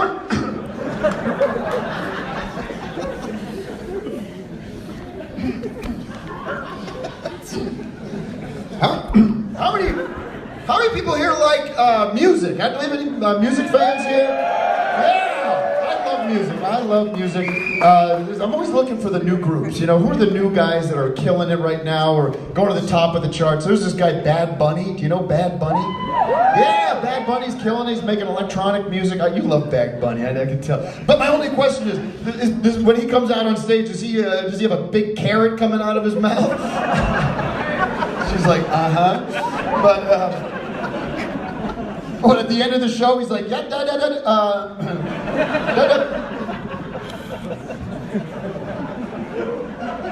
At the end of the show, he's like, that's all, folks. And I guess apparently Miley Cyrus got some good news. Did you hear this? Miley Cyrus got some good news. I guess we should start calling her Smiley Myris.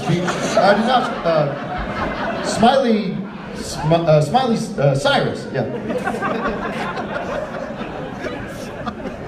But you know who I love more than anybody? And this is crazy. You're thinking this old guy doesn't listen to this. But these what are they called? The BTS. Do you know BTS? Yeah, I love BTS. I love their music. I like their wardrobe and their dancing and everything. But then I found out what BTS stands for. Do you know about this? Do you know what BTS stands for? Better than Sinatra?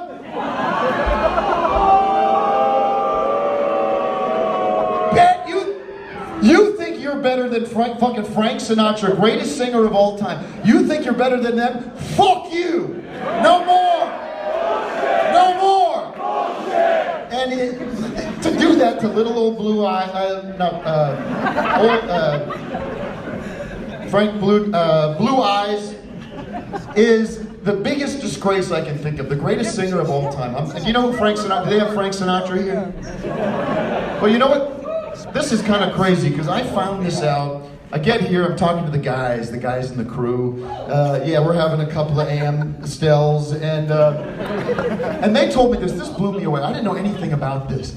That Frank Sinatra, believe it or not, got his start right here at this theater, this club here. That's true. It's true.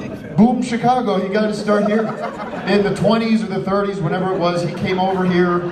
I guess he was in the Navy or something. He came over here by ship, 20 years old or something. Comes over here, finds this place, works his act every single day of the year. Every single night he's here, pushing it, getting his act together. Then he goes back to America, becomes a big star. But he started here in Amsterdam.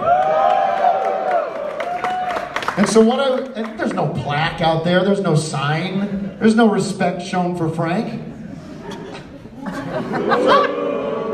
What I want to do, and we'll get back to the jokes in a minute, but what I want to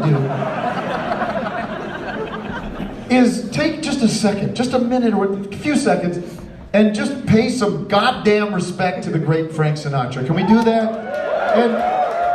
And the way we'll do this is this. I'm going to ask everybody to bow your heads and close your eyes, fold your hands, and try to think about your favorite Frank Sinatra song. I know it's probably going to take me about 10 seconds, okay? I probably got about 100 of them. So let's just do that now. Let's dim the lights. Let's just get the mood right.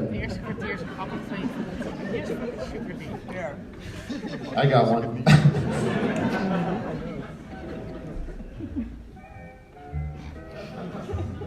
I'm sorry about this, folks. We're getting a little radio interference here or something like that. Do you guys hear that out there? Do you hear that? Yeah. Wait, what's going on up here? Look at this. Something's happening. Something beautiful's happening here, folks. I think Frank Sinatra is in the building. I think his ghost, his spirit is here. He feels our energy. Let's do it. Let's say thanks, Frank. Thanks, Frank. Again. Thanks, Frank. Again. Thanks, Frank. All right, give yourselves a round of applause. That was awesome. All right, kill the music now. We don't need kill the music. Turn it off. Hey.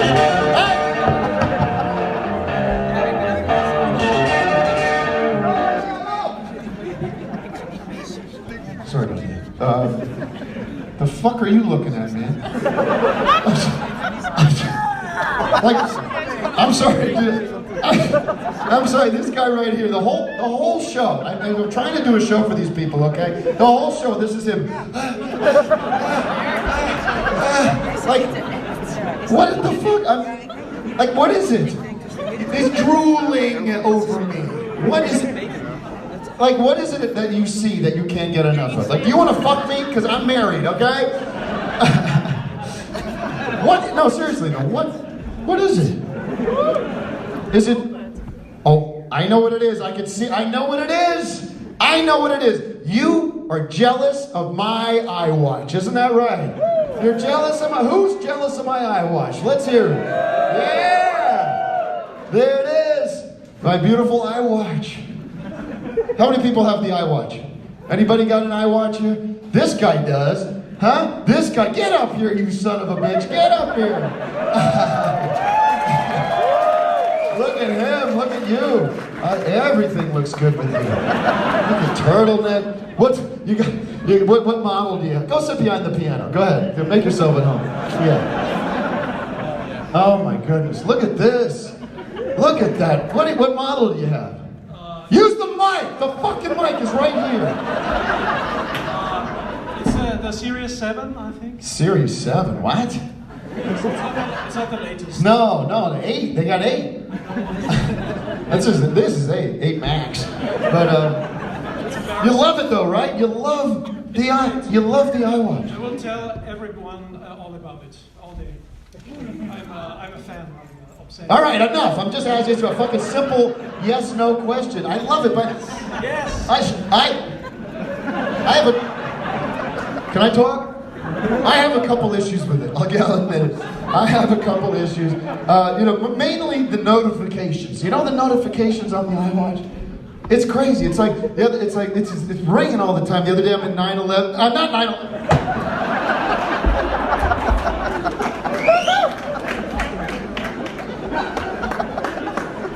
7-Eleven. I'm in 7-Eleven. You have 7-Eleven? I'm walking around 7-Eleven. I walk in there. Walking around. And my iWatch is going like ding, ding, ding. Ding, ding, ding, ding, ding, ding. iWatch is going ding, ding, ding, ding. Ring, ding, ding, ding, ding. My watch is going ding, ding, ding, ding, ding. Ding, ding, ding, ding, ding, ding, ding. Ding, ding, ding. Finally, the woman behind the counter says, "What are you, a jackpot?" Not a jackpot. Fuck. God fucking damn it. Not a jackpot. Casino fucking thing is called what? A slops machine. Yeah, sorry, slops machine.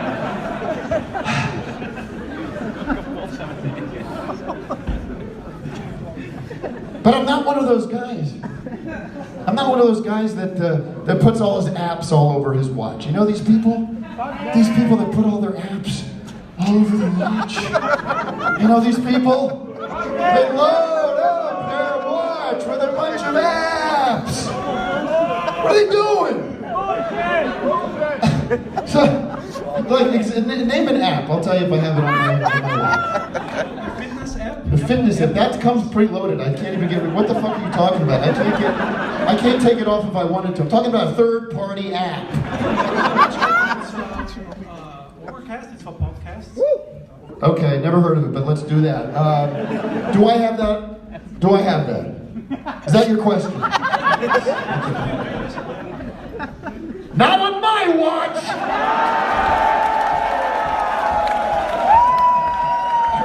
Get the hell off stage, you son of a bitch. Look at you, huh?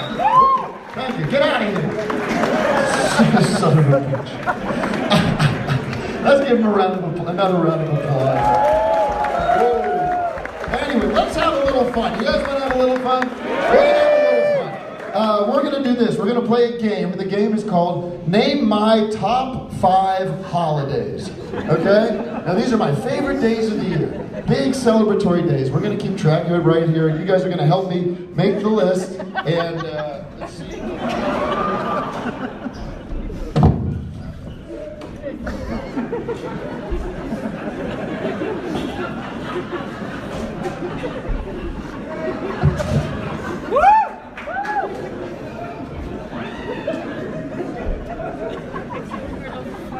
Sorry about that.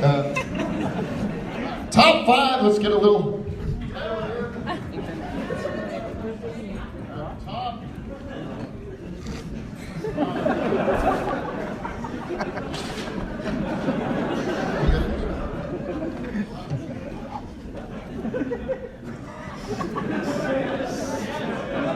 I'm looking at her backwards, huh?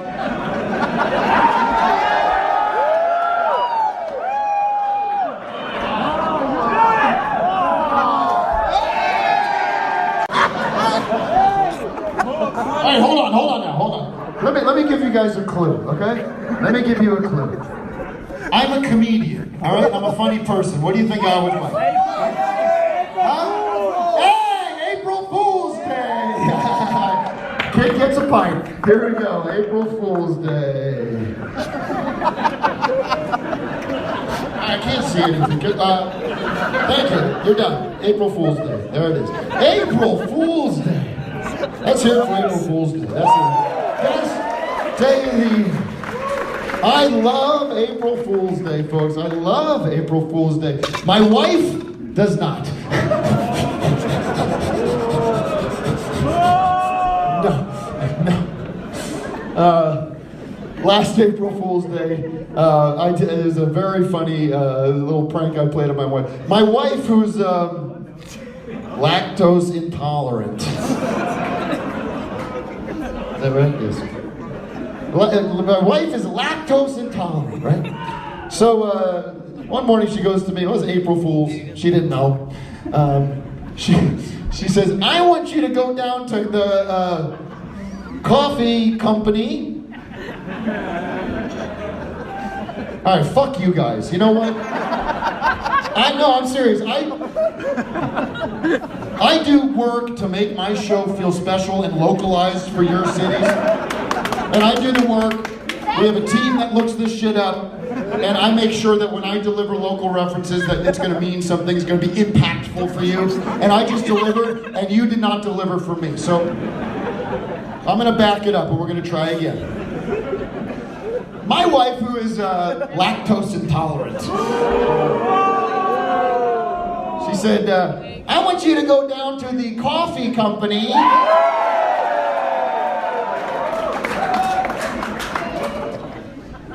and get me an oat milk latte." So I go down to the coffee company and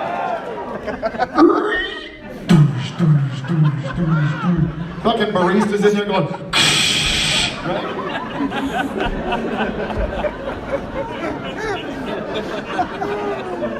I walk right up, I go, "Yes, one latte, please."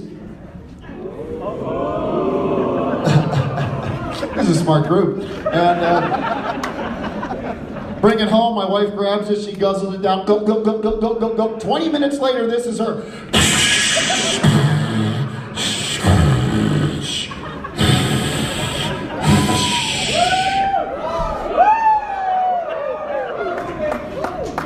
bitch shit her pants in church.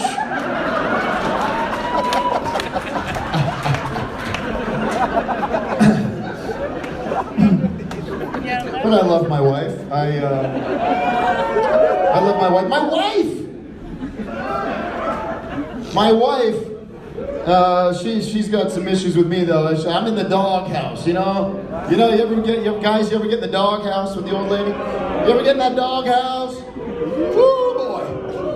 Yeah, it's not because of the prank. It was because I got fired the other day. Can you believe that? I got fired.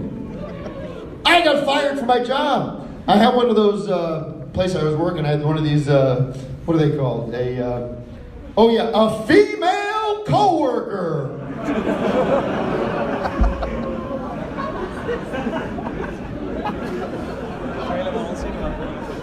You know what? She's a nice person. We got along great. What happened was I was texting her late at night, and I sent her a picture. You know who Richard Nixon is, right? You know who Richard Nixon is? Yeah. I sent her a picture of Richard Nixon, right? And she writes back, huh? You know, like, what?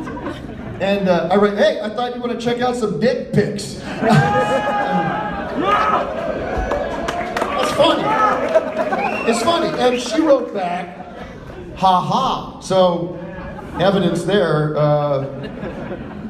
Anyways, I go into work the next day, and my boss brings me in, and he says, you are not allowed to send those kinds of messages to co-workers, right? I go, hey, she said it was funny, it is funny, and if you don't get it, you're the fucking problem. Fuck you! And I grabbed him. No more! Bullshit! No more! Bullshit! And then, of course, I was fired, whatever, let go, and be a hearing or some kind of training I have to do. But now I gotta get a new job. I have got to go on the internet and find a new job, right? And here's the problem, folks. I don't get tech.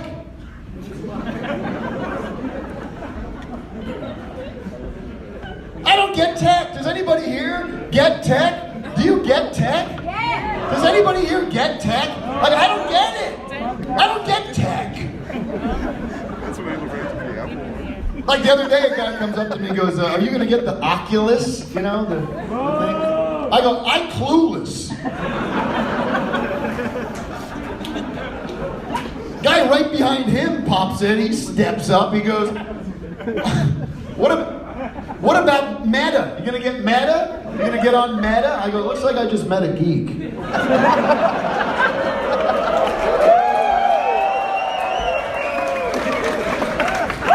And I have to tell you this, I was walking around the streets, walking up a beautiful city, walking around the city, and these kids are coming up to me, all the tweens, all the teenagers, they're all coming up to me going, are you on TikTok? Right? I go, no, but here's a little gift. I do have Tic-Tac. Tic-Tacs. There you go. You want some? Hey, everybody gets a Tic-Tac.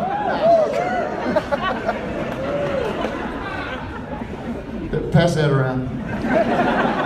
But now they're telling me that AI is going to do all the work for us. Do you see this?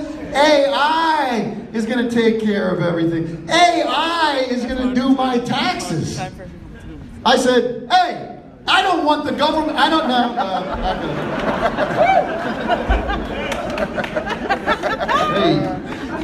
Hey, I don't want. Hey,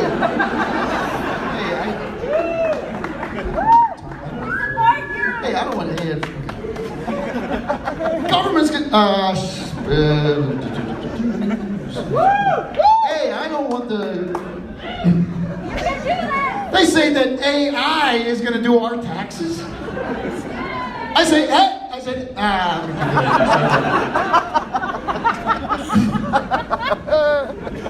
how's everybody doing tonight?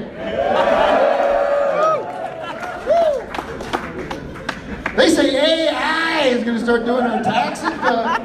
They say AI is going to start doing our taxes? Doing doing my taxes? I said, hey, I don't want AI to do my taxes. I don't want the government to tax me at all. No more. No more. But I'm still on Facebook. I can't get off Facebook. I can't get off it. I can't get off Facebook. But it's changed, hasn't it? Don't you think it's changed? I think it's different. I don't know what it is. It's different. It's changed. It's like the other day, it was my birthday, and I was usually on my birthday. Well, thank you very much. No, but it was like that. It was like, I looked on my wall, and it was like nothing. It was like nobody knew. I don't know whether they changed the algorithm. Just different.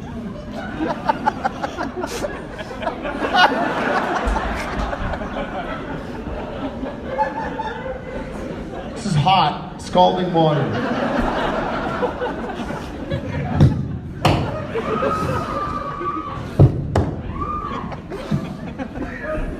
Sorry about that.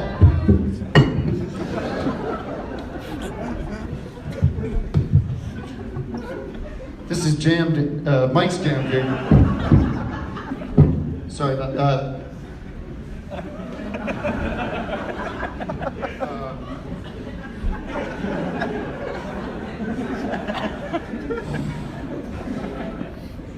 I'll do it this way. Well, every once in a while somebody does write me on Facebook, these people come. And the other day this one guy wrote me, he says, are you getting the vaccine? A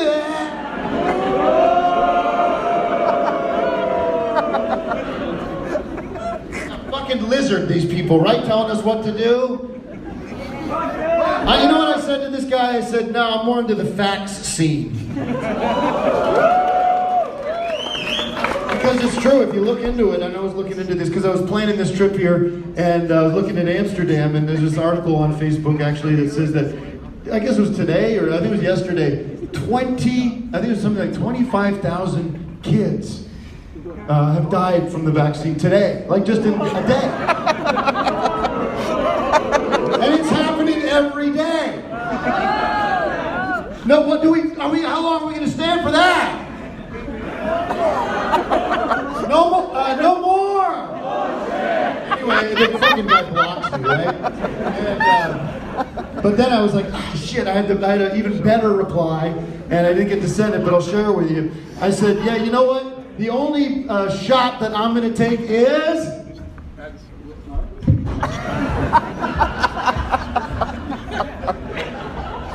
Do you have basketball? Yeah. I said, the only shot that I'm going to take is a 3-point.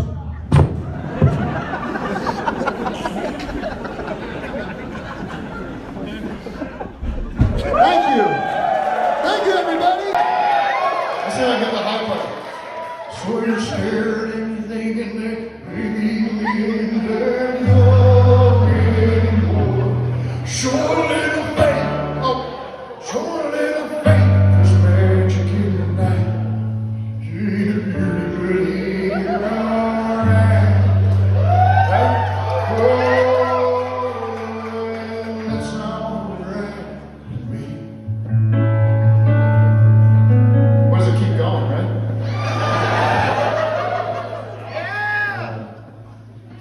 I lost my place. Wait, what's the next line? Somebody tell me. I'm not going to be able to hear you. I said, what did I just say? Don't run back inside now, you know just what I'm here. I want to get to the high part. That's the fun part. Sure that I think there's magic in the night. You ain't. Oh, I did that part already. Okay, oh, so then it goes like this.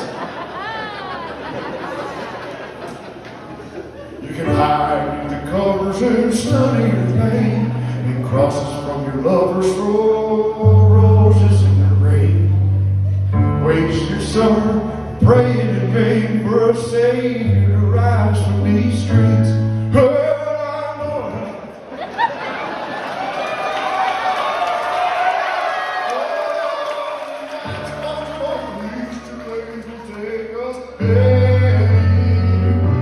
sure that faith is magic in the night.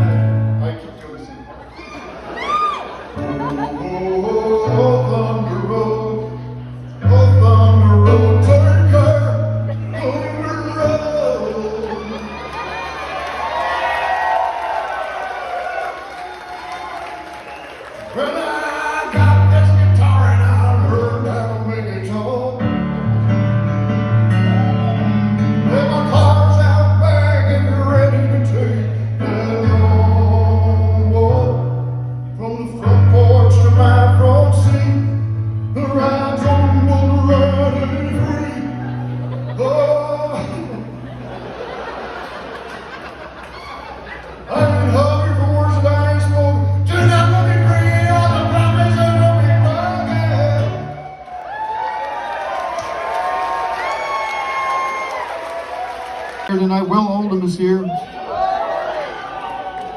Bonnie Prince Billy. And then...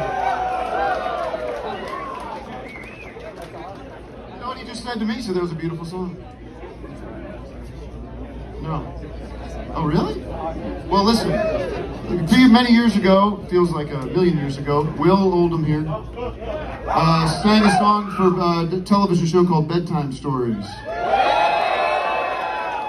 And he's going to sing it for us tonight. We're going to try our best to do him justice. Come over there, Ellie.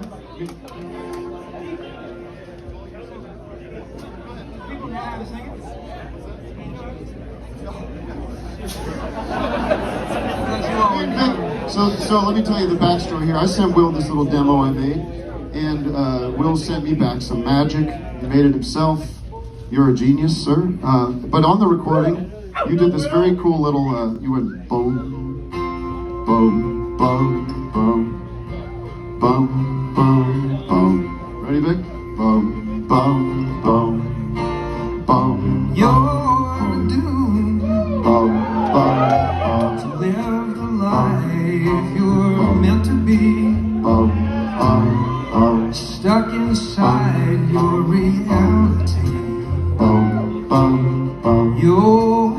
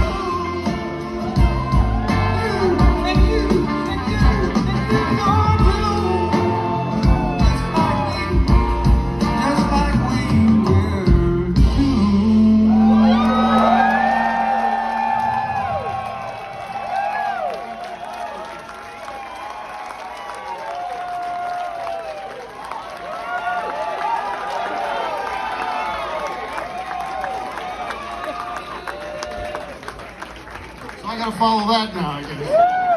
Back to my bullshit. You know, it is ironic I'm here. It's so funny. I was thinking about this today. I have this friend of mine, grew up with this Cole Gorman, right? Grew up with Cole Gorman, elementary school.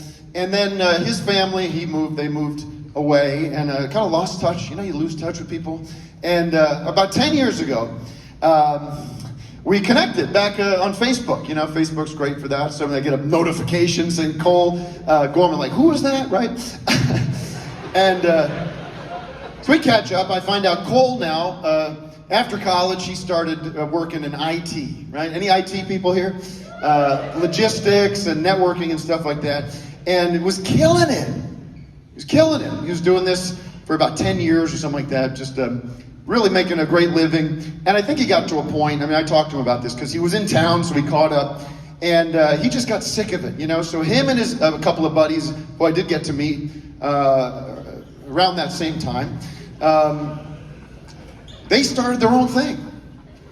They started their own thing. They started their own IT logistics networking company. I don't even know how it works, right? But they started this company and it blew up. They started doing work all over the world. They were making tons of deals. He was down in South America. He was in China. He was over in Europe. And of course, the United States, all over the place, Australia. And I'd get all these things on Facebook. You know, I'm here today. I'm here. I'm in Buenos Aires this weekend. And yeah, the thing about Tom is he loved fruit. You know, he just loved fruit. And really kind of just only one kind of fruit, but there's so many varieties of that fruit. So and he's an analytics guy, right? He's a data-driven guy. So, you know, he would keep a log, and he'd use, I think it was Google Sheets or whatever it was. He'd keep a log, and he'd share it with us from time to time. And, about a month or two ago, he's in Mumbai, right? He's in Mumbai. And I get this notification on Facebook that he's posted another log. So there was Cole Gorman, I should say. Cole Gorman posted an Indianapolis.